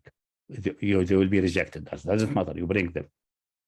Thirdly, any laws who seems to be having clearly things, because most laws by which you face it in the parliament, the day-to-day and so on, most of them are having nothing to do with Islamic or not Islamic. They are regulating permissibility and things like that. But there are some basic things like LGBT, like certain taxation, like things like that. Then you have to object to them.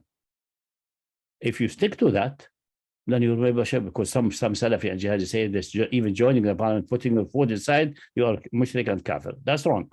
That's definitely wrong. If you stick to that, then you are definitely doing the right thing. There's no problem with it. Although my advice is don't go in that direction, because you will put yourself in a corner, and most likely you most likely even Muslims will not vote for you. Say this way, if that's what you are restricting yourself to, it will do almost nothing. So our votes are going to waste. So my best guess is that leave that for its good time in the future until we have developed our own parties and so on, which can at least have few seats and then be a continuous nuisance and headache in the parliament, like Hizb ut-Tahrir did in Jordan in the 50s, having only one man there who used it as a platform. Obviously, you can issue resolutions, you can make condemnations and so on. That's expressing point of view. I think it's interesting, Sheikh. Also, just to interject, you have Sinn Féin, who have more principles than every single Islamic group who's ever had Yeah, overtures towards yeah, power. yeah. Because for them, they didn't even take their seat in parliament because they refused to swear allegiance to the Queen at the time. Yeah, for example. So- In Jordan, Sheikh Ahmed al-Da'ur in the 50s solved that problem because there's also an oath on the king. So he went in when the oath came. Instead, he made an oath that he would be a true servant to Allah and to the Ummah and the benefit of the Ummah. They did not mention the king, and they were stuck. They don't know what to do with him. Should we check him out or not? And they remain silent. He stayed in the parliament. You can decide. Let me do this embarrassment for them. Maybe you are checked next day. You are out. No problem. But how many voters will be ready for you to go this way? You need mass education. So that's what I told the Islamists at the time, Azam and so on. People remove that from your head. Don't be thinking power will solve your problems. Your problems is that the Ummah, we need to be understanding what is the meaning of a Muslim, what's the meaning of being a Muslim identity, and protect Muslim identity. That's number one. Secondly, now we come to the situation. Let's assume their argument usually about Yousaf and so on, Yousaf nominating himself. First of all, there's no evidence that first of all, it may be an abrogated Sharia, but leave this argument. There's no evidence that in the time of Yousaf, that government had any laws which are contradicting what the laws are around in the world. Because the government at the time, the kings and rulers, they were restricted on organizing the armies and especially in Egypt, organizing issues related to the flood and the water and supply, doing the storages in the case for famines and things like that. They did not have the issues of LGBT or issues of even marriage and so on was managed by the priest and by the people by themselves. So all of the issues which really related to haram and halal in matter of family affairs, inheritance, are managed by the people and the priest and by their own religions. So it was in that sense communal. The Supreme Lord was just in his palace and just protecting the state and so on. So there's no evidence. And Yousaf nominated him to be the guardian and the controller of the grain silos, which is perfectly halal, perfectly legitimate in every religion and every system, because he said, I am capable, I know how to keep records, and I'm trustworthy, as proven by all this long present time, as proven by my rejecting of the approaches of the wife of the Aziz. And the king was happy with that. And even some Islamic writers say that when he took control, the king just remained the nominal king, and he stayed with his woman in the palace, and all the affairs with the head of Yusuf. They had the full power. And there was nothing there to be ruled. He was not ruling, but with that, what Allah has not revealed. There's no evidence even that the king was a kafir. We don't know if it's the Egyptian king or a Hyksos king. There's no evidence for that. What we evidence for that is Najashi. But Najashi became a Muslim when he was in power. Before that, he was a Christian king. He became a Muslim. At the time he became Muslim, there was no new laws essentially. Whatever the ongoing laws there in Abyssinia are the same one we're going in Mecca. That's number one. Secondly, he could not declare that to be an Islamic state in any case at that time, because there was no injunction coming in that the Prophet was not having a state yet. It was just a party or a movement leader. And thirdly, even his harboring Muslims and protecting him invited a rebellion, which is narrated with the correct isnad in Ibn Ishaq, and he barely survived the rebellion. And even the Muslim there offered him, let's fight with you. Say, what can 780 people of you like do? The best thing, he prepared the ship, be near the ship, and let one of you who is strong and young and so on watch the battle from a reasonable distance. If I win, that's fine. Everything continues as we have agreed with the protection. If I lose, then he can still escape, get to you, you take the ship and go back home, because home you'll be better than this man who is really rebelling with the program to kill these Muslims, because he regarded them as danger for Christianity. So, and then later on, when the Messenger of Allah sent him a letter, he sent him a letter back saying, if you want me, I can give her the kingdom and join you, but I will send my son and so on. His son and son was sent. Unfortunately, the son and 70 of the men of his court died in a storm in the Red Sea, never arrived to Medina. They are Shaheed, rahmatullah alayhim. And Najashi and the Prophet is sensible enough to see that the protection of Muslim there cannot be done without Najashi. And the king after that was not a Muslim, but he recognized that confronting Islam by persecuting the people there would be a catastrophe, most likely for the Messenger. everything will be at peace. We continue like the Najashi politics. And things, let's say, like that for several centuries with Abyssinia. So that's not an argument. It's not an argument. So if a person does consider some kind but of you go by yourself, by your own foot, going that way, getting yourself in trouble, and then claiming I have the best intention, I don't think this is justified, because you are speculating something in the future, which you have no text warranty, and you know for sure, like this Hamza Yousaf knows very well that he will be. He may have not known that he will ever become prime minister, but he will be an important personality and leader in the party, possibly one day. That he will be one day, possibly, if he becomes a minister. The minister have ruling power in Britain, and even in the parliament, if he votes for those, he said he wished he were voted and things like that. Bluntly, he said that you may vote for these things, and then if you don't have the intention not to vote for these things, then you are allowing yourself to rule with that what Allah has not revealed. And I don't see any license for that. Just because you think you may be serving something, there's no duress. You're not under duress. Nobody's putting the gun in your head. There is no pressing need. Let us say duress is extreme, gun to the head, but pressing need, there's no like the case in Habasha, pressing need to protect Muslims. Oh, there is almost a duress, but pressing need is not there. There's no ta'wil. What is the ta'wil? The Nas is clear. If you rule, you must rule with Allah. Otherwise, don't rule. So, for example, could there be a Nas, for example, if you, for example, built out, so Ikhwan have built out the whole concept of tadarruj, gradually applying Islam, which means what? You start with kufr. So if you follow that, we're talking about Hamza Yousaf now first. Let's finish Hamza Yousaf. Okay. Hamza Yousaf could believe in tadarruj. So what is the tadarruj there? That does not allow to apply kufr. No, that tadarruj meaning say I cannot apply full Islam. In the parliament, I just bring proposals as it may come. For example, but becoming prime minister, I be responsible and bringing laws. I can block laws. What is already has been done, okay, that is not in my power. It has been enacted. It is valid by the parliament, signed by the king or the queen, whatever the law, the system in Scotland applies, or in England, it has to be signed by the king. It is a valid law before that. It is not under my control. I'm coming under that, and it will be managed by the administration as it should be. But new laws, you will have faced a problem. Well, he's already stated his own point of view. His own point of view is, I would have supported this. Yeah, I will do this. So that has nothing to do with tadarruj. Don't mix the two issues. Tadarruj is something. Tadarruj is say, if we reach power, we cannot apply Islam in full. We apply it in stages. What do they mean with that? Applying to stages. Let's show us an example. Usually they say, for example, the social situation is so bad, people are in such a poverty, conditions of theft do not apply. We suspend the hudud, suspend it. Okay, if you have a good argument for that, there's a shubha for almost everyone.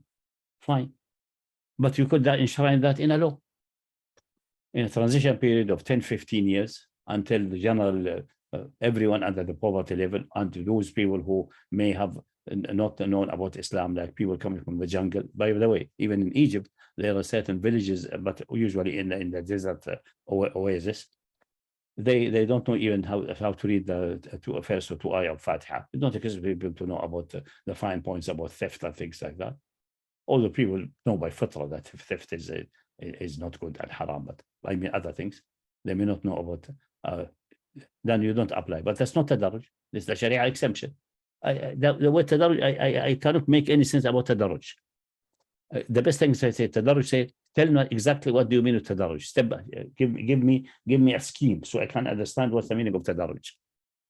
I understand that we build a huge dam by tadarruj. We lay first the foundation, wait for it to settle, and then build another level and so on. We divert the river the other direction. So stage number 2, stage number 3. I understand that, but it's necessary for the building.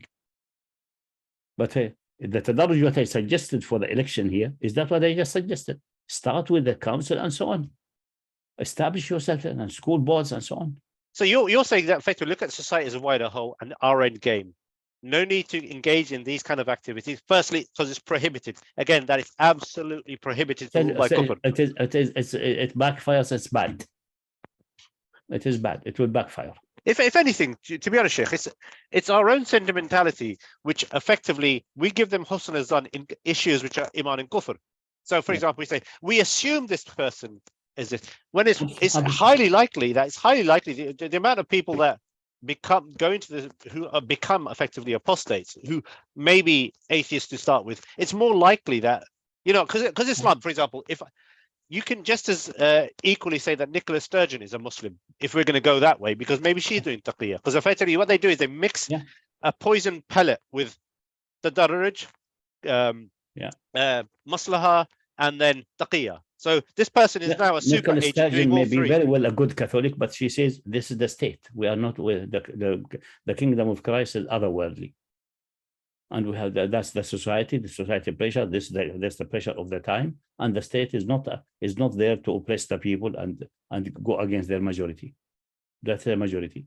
Unfortunately, since but obviously she is negligent in telling the people, yes, we'll approve that, we'll approve the law, but beware that you are sinful and you will be maybe punished in the Yawm al-Qiyamah. You cannot prevent it. That's definitely a negligence for her side if she's a good Catholic. That's it. Like this rugby player in Australia, which there's a big fuss around that about 3-4 years from ongoing for several years, and it was in courts and so on. And he tweeted and he was punished. And I said, listen, people, what I said, this is a sin. You'll be accounting for God. I didn't say that you should be punished. I didn't say you should be fired from work. I said, don't do it for your own good afterlife. What's your problem with that? I have the right to express this point of view. I have the obligation to tell the people the danger in front of them. And the courts give him right, and they compensated him for his firing and things like that. So on a practical point, that's the minimum. That's the minimum you expect. So on a practical point, somebody who's expressed these statements, are we permitted to consider them kafir? Are we permitted to say that, make takfir of them, and effectively not pray behind them? Yeah, that's we go to takfir. So let's let the side who said what tadarruj, tell them, give me really a plan what you mean with tadarruj. What I said for example in the 90s and repeated again, and I did not repeat it when Haidar came in front of the picture because I think he's again, because he made a comment that he seems to be embarrassed now. He made a comment that is a symbolic act. I think it's a symbolic act for Asian. The man is an agent. This shows really that the society is a little bit becoming less racist, at least openly or publicly, but covertly and in the hearts, Allah Alam, is still some racism there. There is. But I think it has been reduced. We should admit that the general English public is less racist now than time past. No doubt about that. Although they are good at hiding what's in their heart, but generally you feel really because you but the symbolism is already there. Bisona coming, and so also they are not that anti-Islamic, just a nominal anti-Islamic. But most likely this reflection is that religion for them is something private and something personal. They don't care very much about it. They seem to be. That's it. Plus, there's also a big push for multiculturalism and all the things associated with it. Unless you step over certain marks. So it's a symbolism in that direction. It's good, no problem. That's to be welcome. Also, definitely, it should be very welcome that multiculturalism people should. That's no problem. But and everyone have the right to tell. You can choose your way, but I tell you, according to my belief and my evidences, which we can discuss if you want in a debate, you are going to hell. I'm sorry to say that. That's not hating. That's good for you. I'm not hating you. I love you. That's the reason I'm saying it. That should be clear. But that has nothing to do with statecraft. Now this is what the Ikhwani must. I think that's what I say. This is the tadarruj. Start with councils, school boards, local organizations, your own banking, your own schools, etc. From there you build slow. That's the tadarruj. You are in the society. You are. I think Sheikh Bakr had invented a good word for says we are against integration, melting away, but we are for interaction.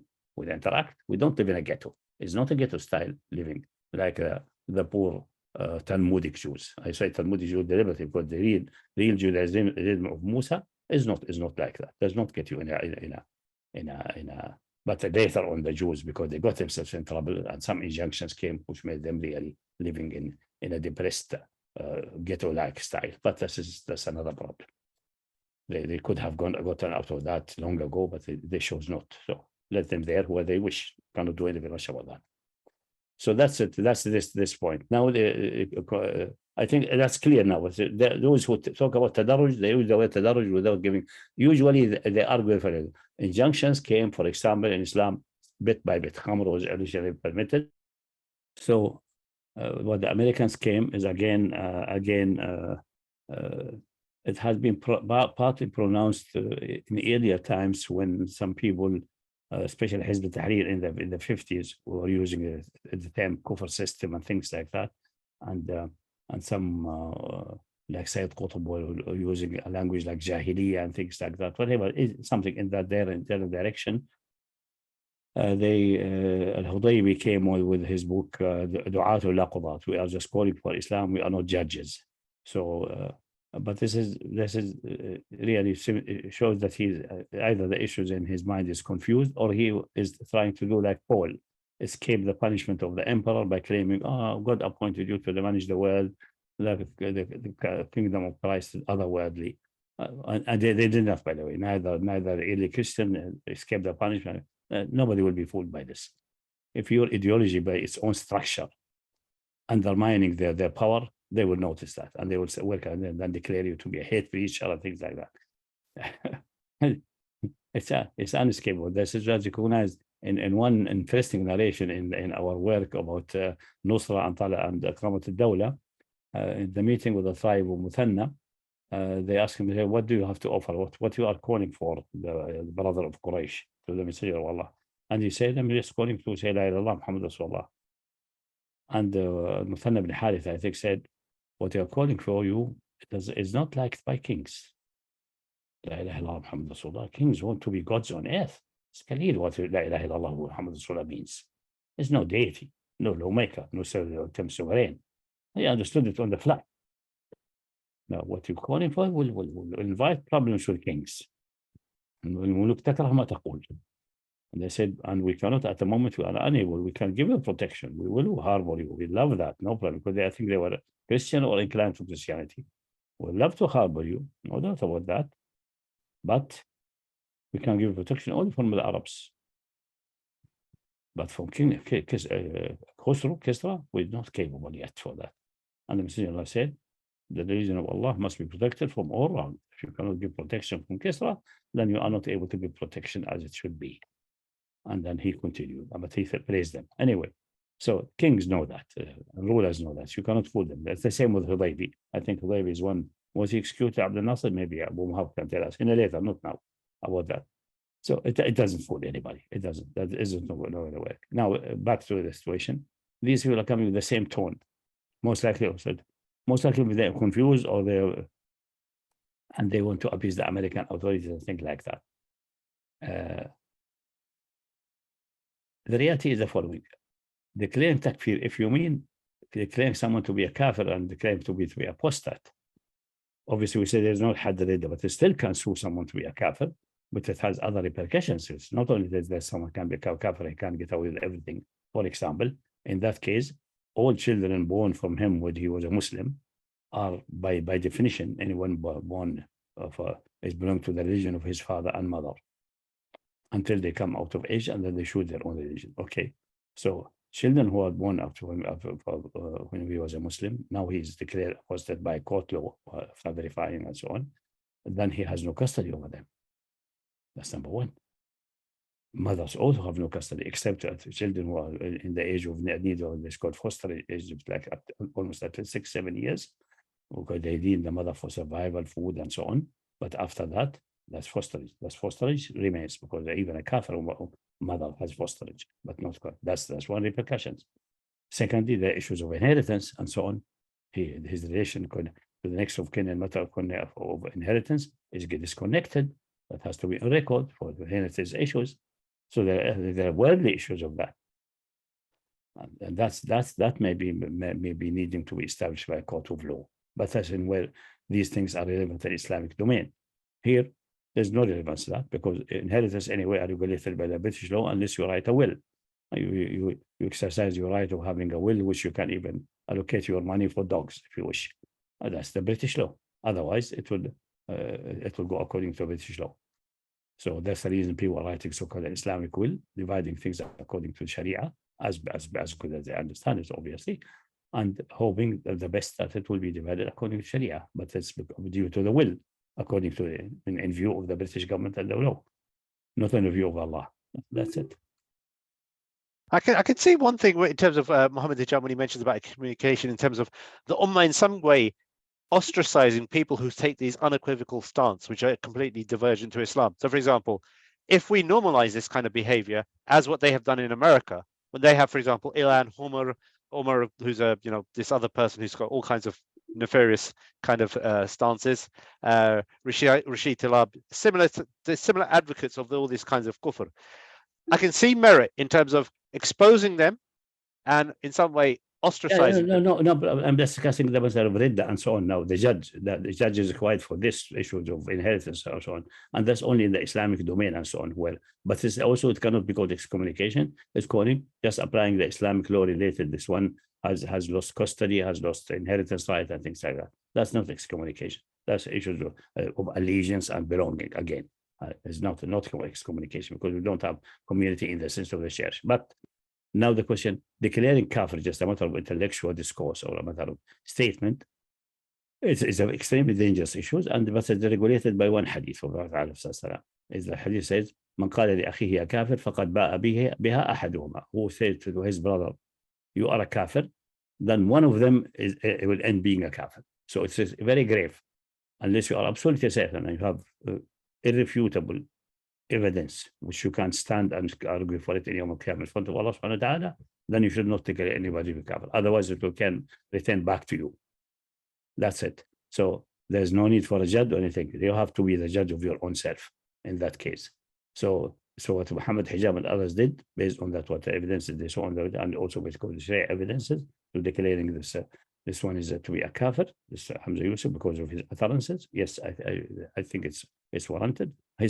I would have been a little bit more cautious, say his statement a statement of kufr, and there is no apparent excuse or barring condition of declaring him in person as a human being, as an entity, to be a kafir. That would be my statement. But the statement of kufr. This fine point is very important to stress, and I would advise myself and all our brothers in the da'wah to say this statement of kufr, and the one who uttered it is a kafir, unless there is a barring condition. There may be barring condition which we don't know, but if there is a barring condition, then he is a person. But statement, it definitely can be analyzed and shown to be a statement of kufr, meaning in contradiction to the Islam with necessity, and there's no way. You do your best to find a way out. There's no way out. Like the statement that is homosexuality a sin. He would have a way out if he said what the Pope said. It's a sin, but that has nothing to do relating to the state or to the lawmaking or the dunya. Although that other part of this, what I said, would mean that he believes the state is a secular state. If you stay in a secular state, if he said that would be maybe okay. That would be not a statement of kufr. But this is a secular state. We're not talking about the Islamic state or something like that. Professor, shouldn't we because I know that the statement that he made is a clear statement of kufr, but shouldn't we be a little bit hesitant to declare him kafir, because not because of anything, but because you know that he comes from the traditional mentality of the people in the subcontinent, which is to them that Islam is only performing salah and so on. I mean, we saw him. He was praying in the parliament. So that you mean a barring condition of ignorance, essentially. His understanding of exactly. Islam is yeah, exactly. yeah, that's a barring condition.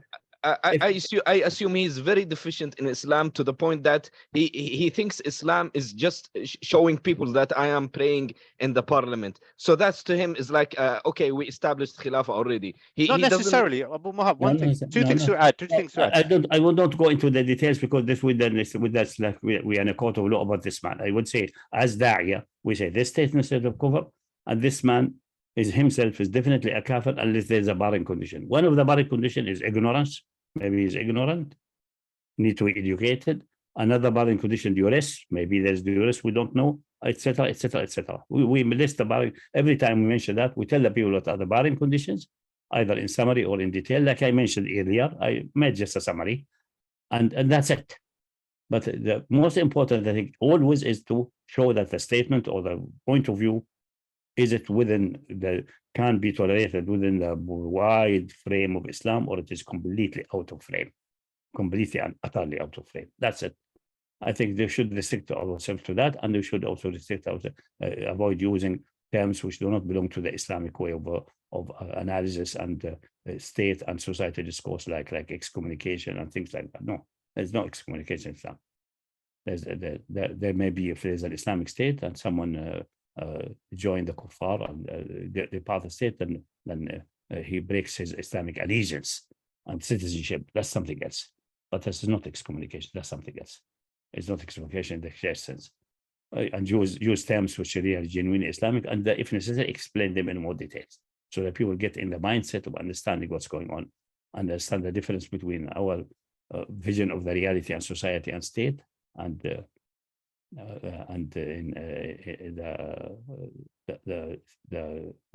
vision of other religions and other civilization and other cultures, and about that. That's it.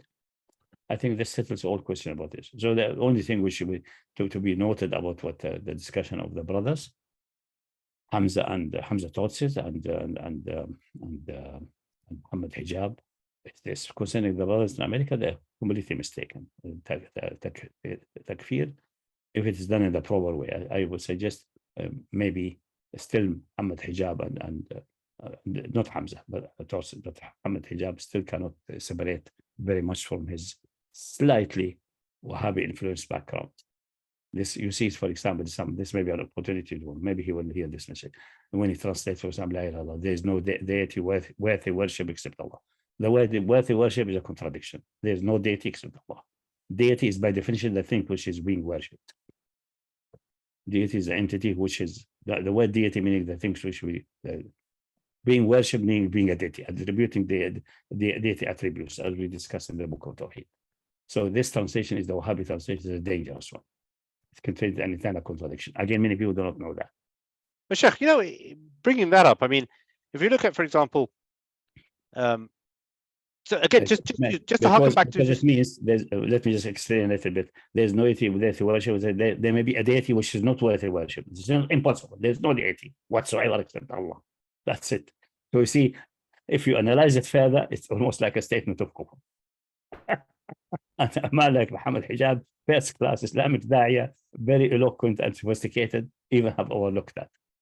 But that's because it's a legacy. It's there until it's a legacy. As I said. However, Sheikh, on this issue, Mohammed Hijab, when he hears that, don't be upset because Abu Hanifa did the blunder in matter of abrogation of previous Sharia. Also, actually, abrogation of Sharia is more obvious bad than this one. This one is because of the mistake of the Wahhabi movement. They defined worship separately from deity. Deity is first, then worship will follow, as I said. And because in your treatise, for example, when it says you refer to the Quran, whereas people ignore the Quran, and in fact, their point of view in terms of the origins of shirk would negate the Quran as Lat being a female deity, clearly referenced. If you reject that, you effectively reject the Quran. That's why you're saying it's a statement of kufr. But the thing is, again, if you analyze it, if you say there is no deity worthy worship, meaning that there may be, then there's possibly a deity which is not worthy worship. No, there's no deity whatsoever except Allah. That's the meaning of La ilaha illallah.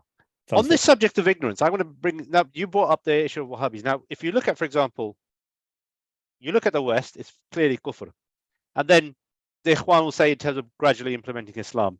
Now, you look at Saudi, for example, they clearly allow riba banking in international transactions. That's an act. That's ruling by others than what Allah revealed. International, in national, the banks are permitted. Even worse, I received someone from asking in behalf of a Saudi lady, but she did not dare contact me directly. I just answered him actually just now today. He said a Saudi lady from Saudi Arabia was asking about something about what's the sunset time and so on. Trivial question. I said, don't worry about this. Is it really just exact sunset, or it is when it becomes a little bit dark and the stars are arriving? You know, the Shia issue that you break fast only after like 15 minutes when the stars start appearing. And they said this is not an issue, but I explained what I think is the correct point of view. But the other meeting question said there's a government bank She's a Saudi, so it must be Saudi Arabia, most likely. That's according to the man from Iraq asking. The government bank, which gave her, she took a loan for buying a house. She said a loan, and of $1 million riyal, but to pay an installment for 2 million.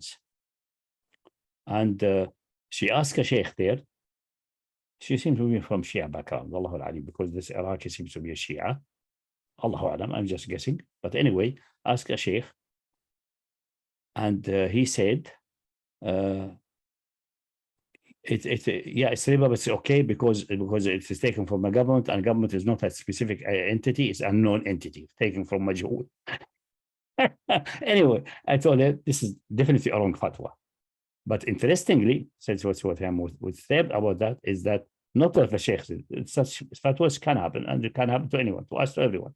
But the problem is that she said alone, said, check with her again. Is she really talking about a loan, or she got a house from the government? Like the government has built many social houses, but nobody liked them, and they were selling them at market. Now their market values are, and some of them may be remaining. But Mohab remembers there was in the 80s tens of thousands of units like that, but somehow they didn't fit the public liking of the people. At the time, the people were a little spoiled. Now they will be begging to get them, most likely.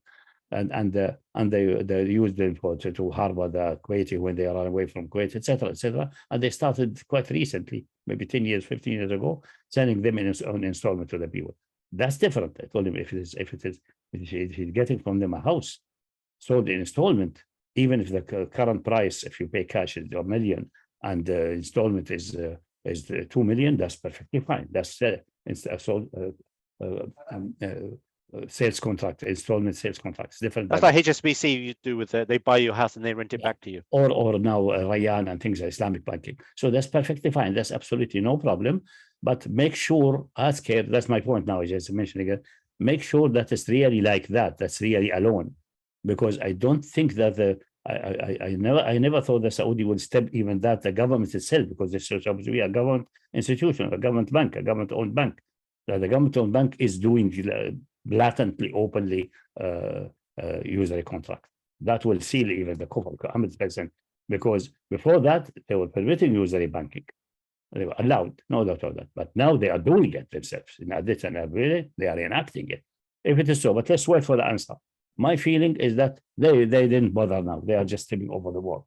I mean, they own 10% of CSFB. They wanted to keep it under 10%, so they didn't have to be cut some kind of additional financial declarations. But this was publicly acknowledged that they were the largest shareholders of Credit Suisse First Boston. But my point is that that's ruling by kufr. So what I mean is that in terms of, there's one thing about ignorance. So his statements in isolation, in terms of gays and all that kind of stuff, he's a Fosist person involved with Fosist. He knows the hukum. Now, the question about this issue of legislation, if on the one hand you have people who can permit, exonerate the Saudi state and say they're legitimate rulers, while they clearly rule by kufr in terms of this issue of riba. If the one who legitimated the Saudi state, if they talk about Hamza Yousaf, then we have to fill the mouth with mud. So basically, they're effectively on the same playing field. Exactly. There's no doubt about that. But then on the other side, you say there's the question of this complete subservient mentality whereby you can't even speak about these rulers. So you go from Islam. That's another issue. Leave it for another day anyway, okay. Speaking about the ruler and all the Khamadkhali and so on. That's another issue. What is there? But here, if that issue concerning that's the reason I say it's best to stick that it is a statement of kufr. The man is a kafir unless there's a bad condition. The one with the bad condition is this and this and this and this and this and this. Maybe it fits, maybe I wouldn't bother it. I wouldn't, if it's a specific person, I wouldn't indulge in that because I don't think it serves any purpose. The moment you have clarified the statement of kufr and brought your evidence to the table with all strength, that's all what you need. You don't need really now attacking or the person, unless there is a good reason, like for example, he uttered things like, for example, against Islam or against Muslims, but this would have been obvious. Things like that appear to be hostile or insulting or abusing or something like that. In that case, hostility can be confronted with hostility. Otherwise, I would just stop there and that's it, and clarify things like that. Yeah, but there Like is for- also Like, for example, the one of London here. Why we're going to that poor guy, the mayor of London, also advocating gay rights and so on. And they told some brothers from South London, I don't need to mention their name, they know themselves if they that video. Tell his wife this man is a kafir. She should not be living with him. You should fix her situation. That's it. That's all what can be said in this such situation. I mean, definitely. So there's a question of, by not saying something, you effectively normalize the situation. No, but about the statement, that's enough. Mhm. About the person, no need to malign or praise or negative. Clearly, this will be very negative for the person, but no need to say that the statement should be the following. This is the statement of kufr with certitude.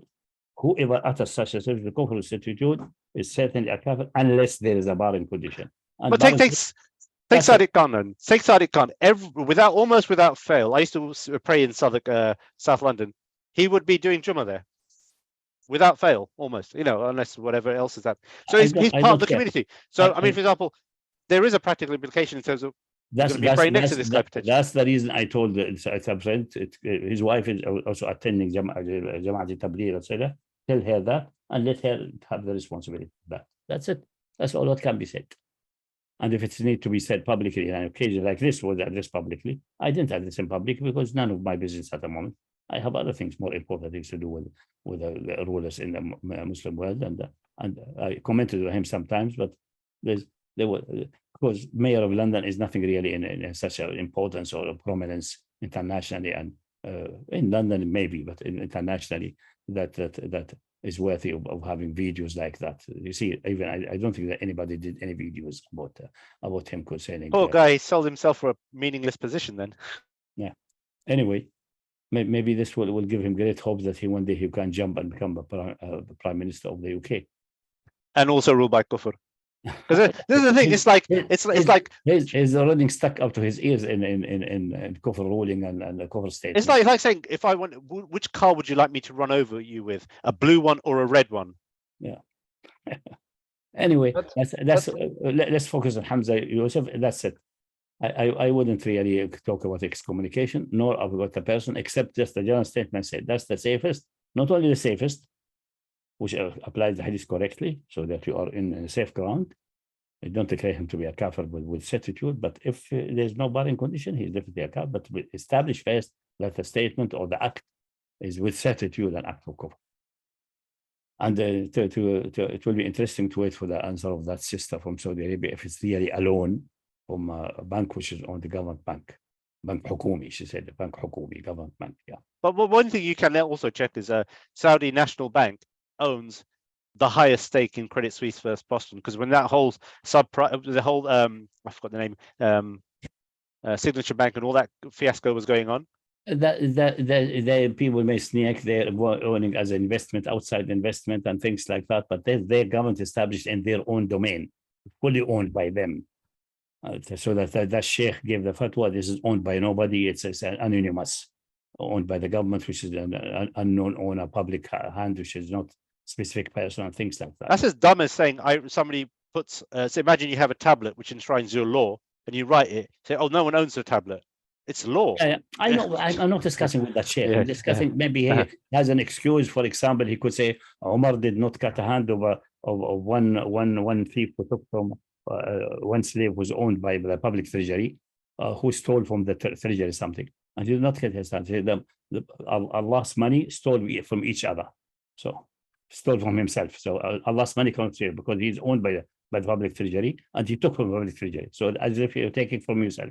But as an individual person, he's taking public treasury. Maybe he took that as a guideline. It's a stupidity anyway. But we're not discussing a sheikh now. Let's discussing that there is that guy. Maybe Abu Wahab has contacts in Arabia who can verify if there's such a government. But let's wait for the answer of the sister, inshallah. If there's really such a bank.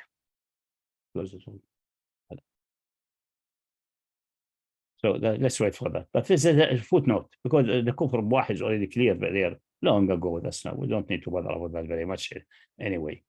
But there's no major difference.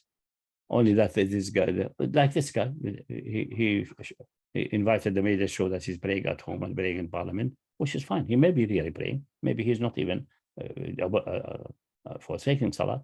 And maybe Abu Wahab is right. He has a Pakistani mentality. That's all Islam is this. Nothing else is having to do with Islam. Maybe that's it. We don't know. Well, ultimately, there is in itself with calling him out will force him to rectify. If he's sincere, he'll say, "Oops, I shouldn't have said that," and let me come back. Anyway, there are enough videos there. It must have reached him. People must have brought to his attention. The storm is strongly enough, and also we'll wait and see anyway. But I would be more caring about the principles and the nature of the statement itself rather than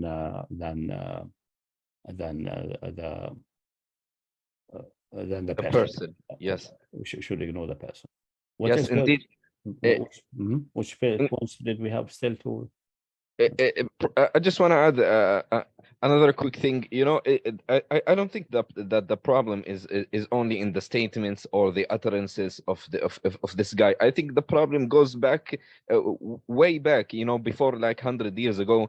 I mean, there are people who have fought, not only have uttered, but have fought under the British army, whether from the subcontinent or but from, the problem they have some treasonous or idiotic mashayikh in India that this is the Wali al-Amr and they can fight against worse kafir or things like that. I don't know what the justification they gave. Yeah, millions died here in the fields, and they will even almost like minefield sweeper from the subcontinent. From all persuasion, Muslims, Hindus, Sikhs, everyone were used by the British like that, and definitely many of them had gotten fatwa of some mashayikh. But if you look, the mashayikh they refer to, or the imam of the masjid, I know actually a family, some of their relatives were luckily they didn't find, they didn't die. They were stationed in Alexandria, the Mauritian, with the British Army in the Second World War. That's the uncles or grand uncles. And they have absolutely no idea what's going on. And most likely, if they ever ask the imam, local imam, local imam does not know the head of the head of the donkey from its tail. So it's blatant ignorance, really. You're right about that. But we're not talking about that time past. We're talking about this current situation. But also the roots of the problem, definitely ignorance and negligence, as in time past, some of it to the catastrophic level. No doubt about that. No, absolutely no doubt about that. I suppose the only other areas, I think you might have covered it already, but in terms of lying and taqiyya, if a person has some internal intention, does that have any factor? Is that even a variable? Is he even deluded? Taqiyya is, even for those who taqiyya is justified if you are oppressed or you fear something. That's again, that's because you believe you are in duress or a need. That's an excuse. If it is a valid excuse, if it's not a valid excuse, then you are adding to the crime of uttering kufr or adding the crime of being munafiq and hypocrite and not even transparent. It's worth saying, and the irony here is the person is a layman and everyone else is making excuses for him delving into these issues when the person doesn't even use it themselves, or there's no way of knowing it. We're saying that. So for example, this guy is like, we're giving him the excuse of ignorance on everything else, and suddenly he becomes an expert on when the conditions for taqiyya, and he's already thought about it. He's right now got got an entire contraption where he's gone through all the permutations and he's figured it out himself, and he's doing the taqiyya, and we're making this excuse for him in retrospect. This is this is how banal we're becoming. Most likely, those who are making these excuses or who claim to be scholars or activists and so on are trying to get out of the dilemma which they got themselves, because they most likely the one who encouraged this kind of people in time past and advocated since the 90s through discussion ongoing, I said, with Azan Tamimi and others about election and have. Mohammed Hijab, for example, mentioned about ISNA. It has the title say voting for kufr is kufr. It's just a provocative title. It has to be obviously in details inside. It's clearly the subdivider is going on there. I may find it somehow in my Word doc and revive it and give it to you so we can benefit from now. I think I've got a copy. I can send that out, inshallah. Yeah, but yeah, I mean, it's worth revamping that as well. If you think it's worth. I mean, look, we need to be barometers for what's going on. Inshallah, this is a good trend. We need to continue picking up on current events, because the material that is available here is groundbreaking. And I kid you not, the audience, it is groundbreaking. The GitLab has publications which leave no room for doubt. All evidences are discussed. Anyone has any issue can get on the mic and reach us. We can discuss And- openly, publicly. But one request from those who, obviously, for the general common public, they will rely on scholars and activists to discuss and so on, and rely on YouTube. Fine, that's their privilege. That's the duty of the activists and da'i and scholars or students of Islam and so on. But for those who believe that they belong to scholarship and they dare to give fatwa and advice and direction, please read the various evidences, arguments, and counter arguments, analyze it. If you have certain points you think have been missed or something have not been reviewed properly or not comprehensively, then come with your counter arguments so we can discuss it, develop it further, and then we re-edit the things. We have re-edited many things. You remember, many things we have re-edited and changed the point of view when we found new evidences. That's the way it should go. Otherwise, we'll not progress. It's not like just getting stuck. That's what Hassan Banna or Sheikh TajdeedRevival said 50 years ago and so on, or Imam Abu Hanifa. Because we know that for a fact in many issues they did not comprehensively go back, or at that time it was not feasible to go comprehensively back. It was not feasible. It became now feasible with the mass introduction of things in the computer, in the mass publications from public side, but almost every publication of relevance to Islamic scholarship and so on is now entered in computers. That's number one, so it's easy to access. Number two, there were certain historic conditions, oppressive regimes mostly preventing people from digging issues about Muawiyah, change of the ruling system, so that's concerning the ruling system, and digging filth, which has been covered up there. We have that opportunity now, especially there's no authority there. Although the current authorities are trying to promote Muawiyah and others as a model for monarchy and for oppression and things like that, but they fail. They are failing now, failing blatantly, alhamdulillah. So that's it. But we are in better conditions, but we have all to come on board. It can't be, you cannot just wait for Hamad al-Mas'ari or Hassan al-Malki or Sheikh Subh al-Tufaili in Lebanon, or few people scattered here, 5, 10, or Sayyid Kamal Haidari to do the job, or Ahmed al-Katibi in London. These are doing some part jobs both in Sunni and Shia and joint camp. But 10 are not enough. We need 50, 20, 30, 100, 200 participating. Even common people can, maybe somebody tested in a narrow point, he can read the literature, and in that narrow point, he become more skilled than all these hundreds, and then come with some new points of view. That's the way things progress. It's no good just sit there and just be defensive. We made because this man made such a blunder, like these Americans, for example. There's some of, I think Sheikh Hayham, they're thinking we advocated this way and we ended with such a calamity. How we fix the situation? No problem. Would the mistake time pass? Maybe we did not educate the people properly. How we can fix that, the current situation, and avoid something similar in the future? I think the basic put context to that.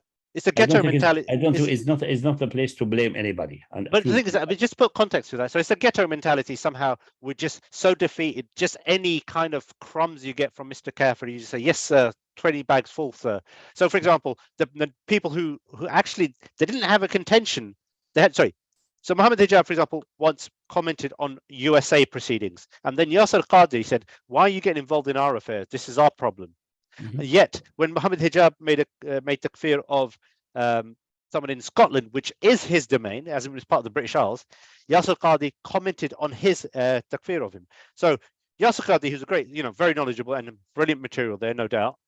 Then Omar Suleiman as well. And this whole phenomenon of the woke imams, what they do is, at all expensive, they kind of like they exonerate these kind of people. They give them platforms like ISNA, these guys, even to the extent that I remember a friend of mine was over when he's over in the States. There was one of these big events. They're even having FBI stalls to recruit people into the FBI. Yeah, that's the kind of mentality. That's a catastrophe. The problem in America since long time ago, but essentially I think it started in this extreme form with September 11. The September 11 and issued that work about the World Trade Center, that work. It went around the world. And then Taha Jabir Alwani, may Allah have mercy on his soul, he died, the head of IIT. And he phoned me by telephone. I was still in the old house in Carlton Avenue, very old house in 2003. and they criticized, I think, in a broadcast or something, or in an interview, criticized the IIT and therefore for their comments and that. And when we say, doctor, you know our situation. The FBI is starting at our door and the guns at our head. I said, I understood, but the statement came from you, and I know it's under duress, but you could have very well just abstain from commenting. Say, we don't know the facts, we don't know who did it, we cannot comment. You could get away. You could have good formulation, we get away. It's the diplomatic formulation, not the formulation you did, which I criticized. And he said, you don't know our situation. Say, I feel your situation. I know your situation is miserable, because it was really like a witch hunt, like the Spanish Inquisition, almost. Even laws have been changed in America, and they use it now against almost everybody. And they're trying to use it now against each other. So the Americans are paying the price now. They're waking up to this reality. Anyway, since then, they are in the defensive. They are terrified because the FBI got the skill. They know how to penetrate the people and mislead them. They even use, for example, love, like one guy, an FBI agent, pretended to be in love with him and instigated him to plan for some terrorist activity. And before he did anything, he was apprehended and so on. But I think that was exposed in the court. So very nasty stories that really, you feel ashamed for humanity that the FBI sinks so low. But they prefer to sink so low. Because it was like a new living for them, new budget, new money, and like in Britain, we have suddenly journalists becoming terrorist experts and so on, and breaking their words, like in the Panorama program. They got clips from a program. We were doing a major work with them in 2005. I mean, 477. We were working a year with recording and discussion at high-level intellectual discourse. When 7/7 came, the program director decided to break his word that it will be a documentary which will be really high intellectual and cultural value. He decided to jump out and just join the camp of making money from terrorist specialists. His deputy, an Irish boy, phoned me and said, listen, the guys have broken their promise. I have resigned. Expect the worst. And then they brought some nasty clips in the Panorama after 7/7. And since then, I broke completely with the BBC. They sent me various letters saying, sorry, but the condition was like that. I didn't even answer. I'm keeping some of these letters for historic record. Didn't answer them until today. None. Even the Arabic BBC. BBC phoned me several times, said, no way, I'm going to come to put yourself. You are oath breaker, you are untrustworthy, you are cheater, you are liar. So that's the situation. Here it is much less than there. So in America, it's like a witch hunt. So they became defensive. In addition, that Yasser Qadhi is having, or still cannot get completely out of this Wahhabi Madkhali background. He's not completely out of it yet. He's not able yet. And Ibn Taymiyyah background, which is very skilled in making things which are qat'i. Suddenly he makes the qat'i if he's arguing with his opponents. So he's qat'i when he declares Shia, they're wrong in this and this is mubtadi'ah, this mubtadi'ah. But when it comes to his point of view and he's defensive, then he is capable of twisting arguments and making the so sweetened that qat'i becomes suddenly dhanni and the point of view. He's a master of intellectual, he's a master of sophistry and intellectual acrobatic. He's still staying from that without noticing. It's not intentional. He's not noticing that this man is a master sophist. So that's a problem. That's it. Maybe one day he will recognize and graduate from that. Inshallah, hopefully. Inshallah. I think we've covered most of the points. What I'll do is I'll give a quick summary. So basically, to summarize, this entire thing falls back to a mentality which is not well defined in terms of the idea of gradualism, in terms of Maslaha. Maslaha has been thoroughly rebuked, and then if anyone has any questions related to that, or subsequently wants to have something more detailed covered on this, or if you have questions, we have our weekly Zoom sessions. The volume 1 of the book of Tawheed discussed the issues of the Sharia and all these things, the Maslaha and basic ruling of permissibility and basic ruling of all contracts are valid until otherwise established by Sharia, etc. I've pasted the GitLab I've pasted our GitLab in the comment section. So all the contents there is free. The Kitab Tawheed as a PDF is free. You can buy the physical copy if you want to as well. Hakimiyyah is in there as well. I mean the English one. The English one, the three Yep. first chapters Yes, are free, and it's available if you have money, or if you wish to have a paper copy, it's in Amazon. All is available. Yeah, I mean, my GitLab, I'm making sure that everything that we put that's public is there.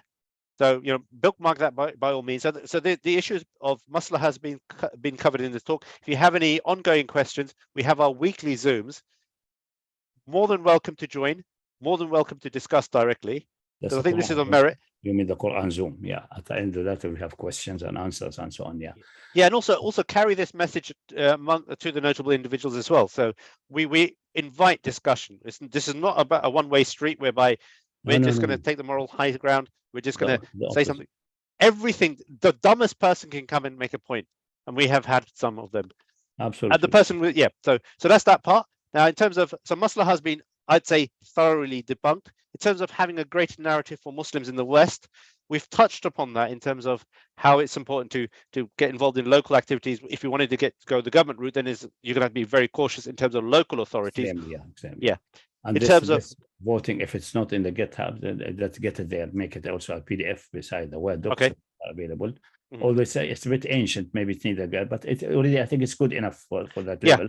From memory, you discussed all the meanings of Hakama. So, for example, what people tend to do is there's certain things that they have in their back pocket that they bring out. It's almost like I don't know, old Christmas decorations. They bring them out every so often when it comes to the time of the nativity of voting, and there's no substance to them. So, for example, the issue of hukum, they don't define it. This work go through every single definition of hukum. You mean the one voting for Kufr is Kufr with this? Yes, the one you did to Azam Tamimi. Read it quickly. If it's not up to the standard of our, because we developed in that's 25 years old, by the way. Okay. I think that's the addition later. Maybe it's polished, but still we may polish. If it needs a polish, give it to me or read it to me, and then I dictate to you because of the eyesight issue. No problem. And then we put it. If it's not, I don't think it's need, because these issues were clear and really well established 25, 30 years ago from our side, as far as I know. And the polish was just to very picky fine points, making things philosophically completely firm and sound. I'll narrate it to you. I'll put it on a recording so you can reference back to it, inshallah. Yeah. And then we've covered the issue of Takfeer, and you've also, in the beginning, you mentioned about Hudd as well, in terms of there's no Hudd Ar-Riddah, a person, and even in terms of Takfeer and we have a major Arabic work for Hudd Riddah stand alone, but we postpone it until all corners like Munafiqeen, alliance with the kuffar, fighting with the kuffar, all kinds of type of Riddah and all kinds of allegiance as on have been sorted, which is a huge area by itself, took like 10, 15 years. And then we will have that in a standalone work, which will tie all the ends and make it, inshallah, unshakable. It's almost ready. Just need to put it together. Also, in terms of you've also re-established the point of view around Hakimiyyah and how central it is. There's also standalone works on that in this Kitab Tawheed as well. So, for example, people have been relying on the works of Muhammad Abdul Wahhab or previous actual scholars, because I don't consider Abdul Wahhab as being just a. Let me give you a joke before we go. I think we're good. That's a joke to conclude, just on an easy note. I was visiting. I was in the educational office in the 80s in America, running the Saudi educational office in Denver, Colorado, and so this office belongs to about 10 states. One of them is Kansas City, both in Missouri and in Kansas, because there are two Kansas cities separated, or two twin cities: Kansas City, Missouri, Kansas City, Kansas. I think it's in the one in Missouri. There's all the people around the area, the student. They have Saudis. They established so-called Saudi student clubs where the Saudis meet. So there's a government project to keep the Saudis together and give them a Saudi identity. Okay, no problem. We thought it's a good place to meet and know to each other. So I went there. There was some dispute about things. So I went to solve the dispute, and we were chatting and so on. There were some Sudanese, also guests, not only Saudis. And then later, when I was detained in the 90s in the political prison of Al-Hayr, they came, one of the questions in the early interrogation phase, and they read to me some documents to say, who is this guy? Who is this? They mentioned various names. Someone said, who is this? The Khalifa, his last name Khalifa.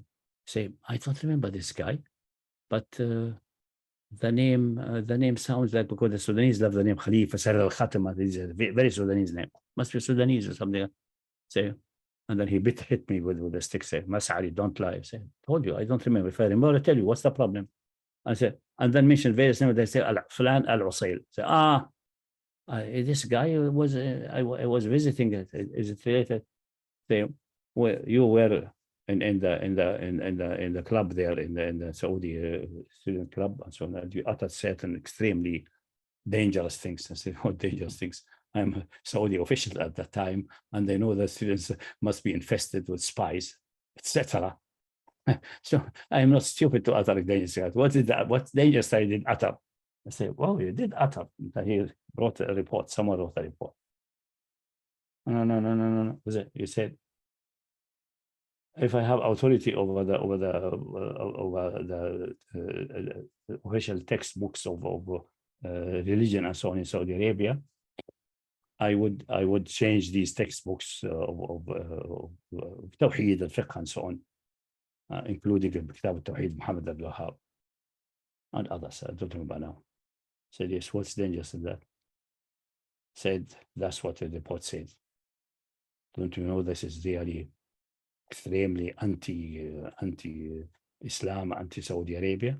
I said, the one who wrote you the report, I think I know him because they were pointing to someone doubting him that he's a spy. Say, I know who wrote the report.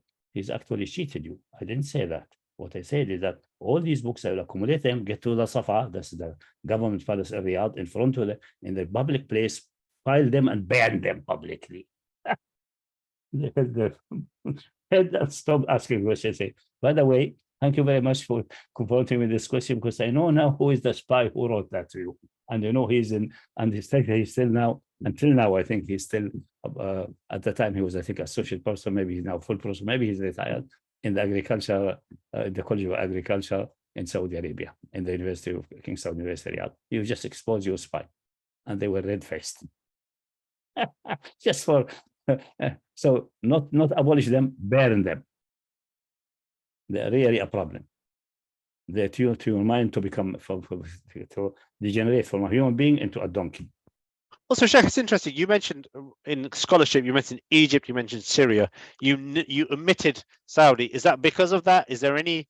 No. At the time, they were barely. They were just secluded, and they have only, like my father told me, that at that time, he was studying by Sheikh Muhammad bin Ibrahim, and then he went to Hijaz to study with my grandfather from the other side, and then later on he went to Egypt.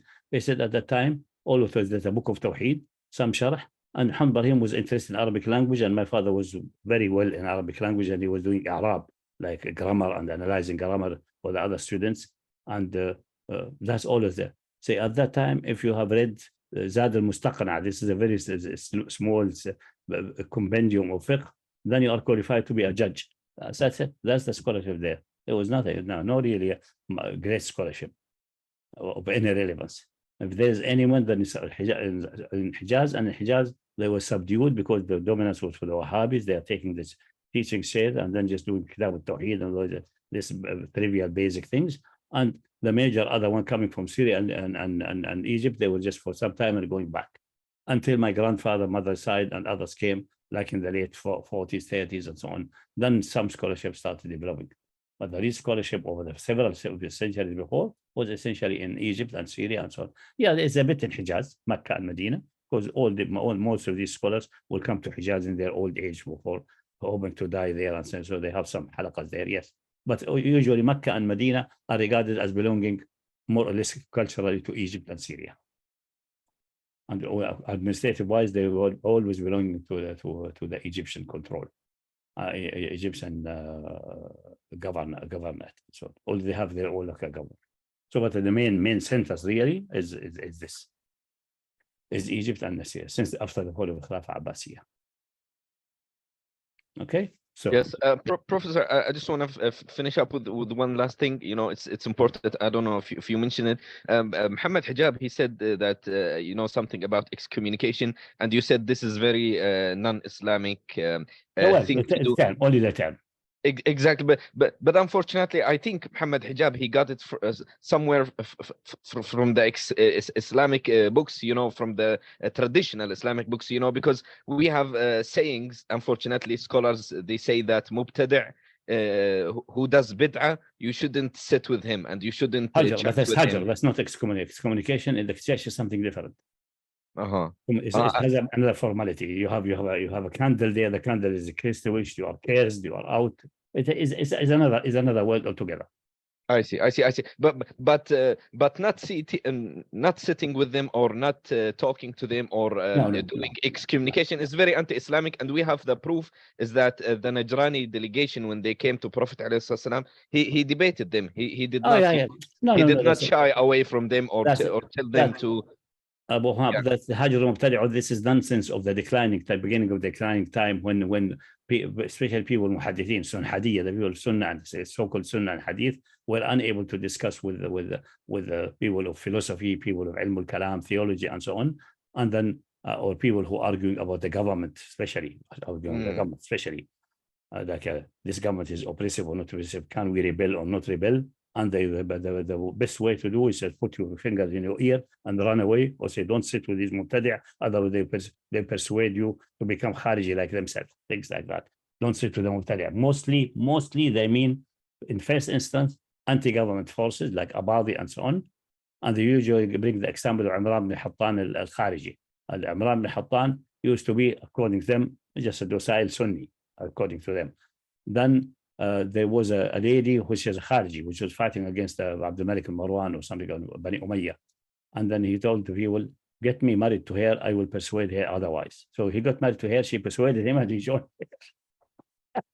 She persuaded him, and he joined her and became a great fighter against Bani Umayyah, and a great Khariji, Imran ibn Hattan. Even he has poetry, nasty poetry, praising the man who killed Ali ibn Abi Talib. So extreme to the other side he went, to that level, unfortunately. Abu Mahab, you need to get familiar with the Wahhabi Madkhali bingo. The Wahhabi Madkhali bingo is when things are in your favor, everyone's a kafir. When they're not, you're mubtadi. Yeah, absolutely. And if you fart in the direction of a ruler, you become a khawariji. And then if you say to them, so does that make their blood halal? They'll hide. So it varies. So for example, the Prophet ﷺ has no problem with speaking with Abu Jahl, a mushrik kafir. But now, don't go to Abu Jahl. This is another domain. But in Medina, as a commander, as a head of state, he was talking and living together and having best relation with Abdullah ibn Ubay ibn Salul, despite of all his clear nifaq and the ayahs coming down against him. So they say they've Quran and Sunnah, but they forget it. They forget it when it comes to. So basically, it's basically like it's a game of whack-a-mole. Yeah, so Quran Sunnah is just a slogan. It's remind me. I just saw just a couple of days ago a video with someone from Romania who became Muslim in a long story, very interesting, neat story. Maybe I should have put the link in Enterprise, and then his mother was against him, and then after reading she came and she noticed that what the church teaches, not what Isa was saying, at least in Mark and Luke and so on.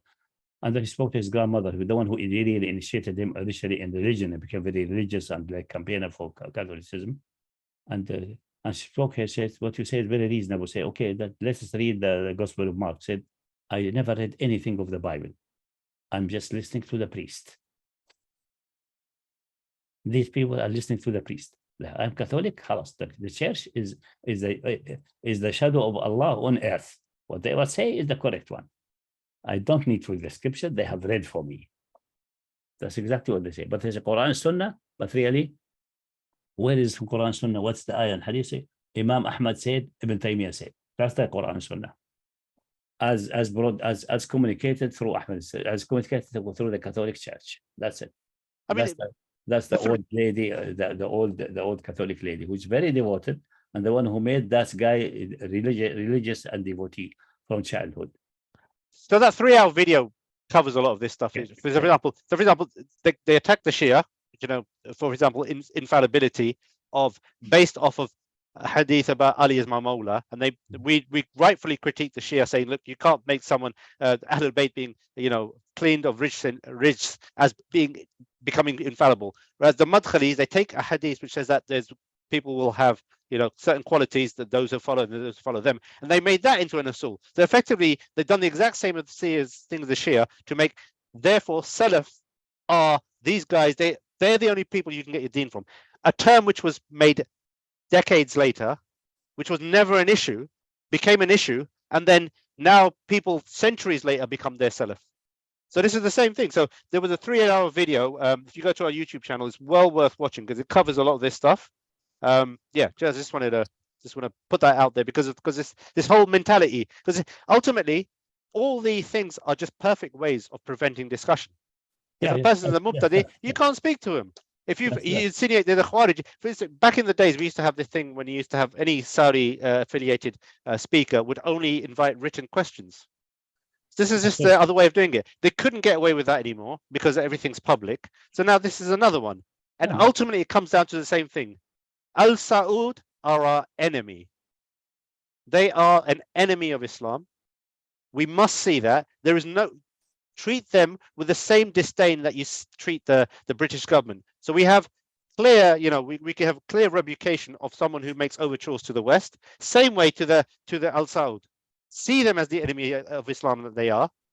Don't give them benefit of the doubt and go to the evidence. Absolutely, Rash. I second that. Yes, absolutely. I think we have taken a long time. That's enough. I think we're overloading the listeners. So no problem, inshallah. To conclude, سبحانك اللهم بحمدك نستغفرك ونتوب إليك. صلى الله وسلم وبارك على محمد وعلى آله الطيبين الطاهرين وصحابته المخلصين المجاهدين الصادقين. السلام عليكم ورحمة الله وبركاته.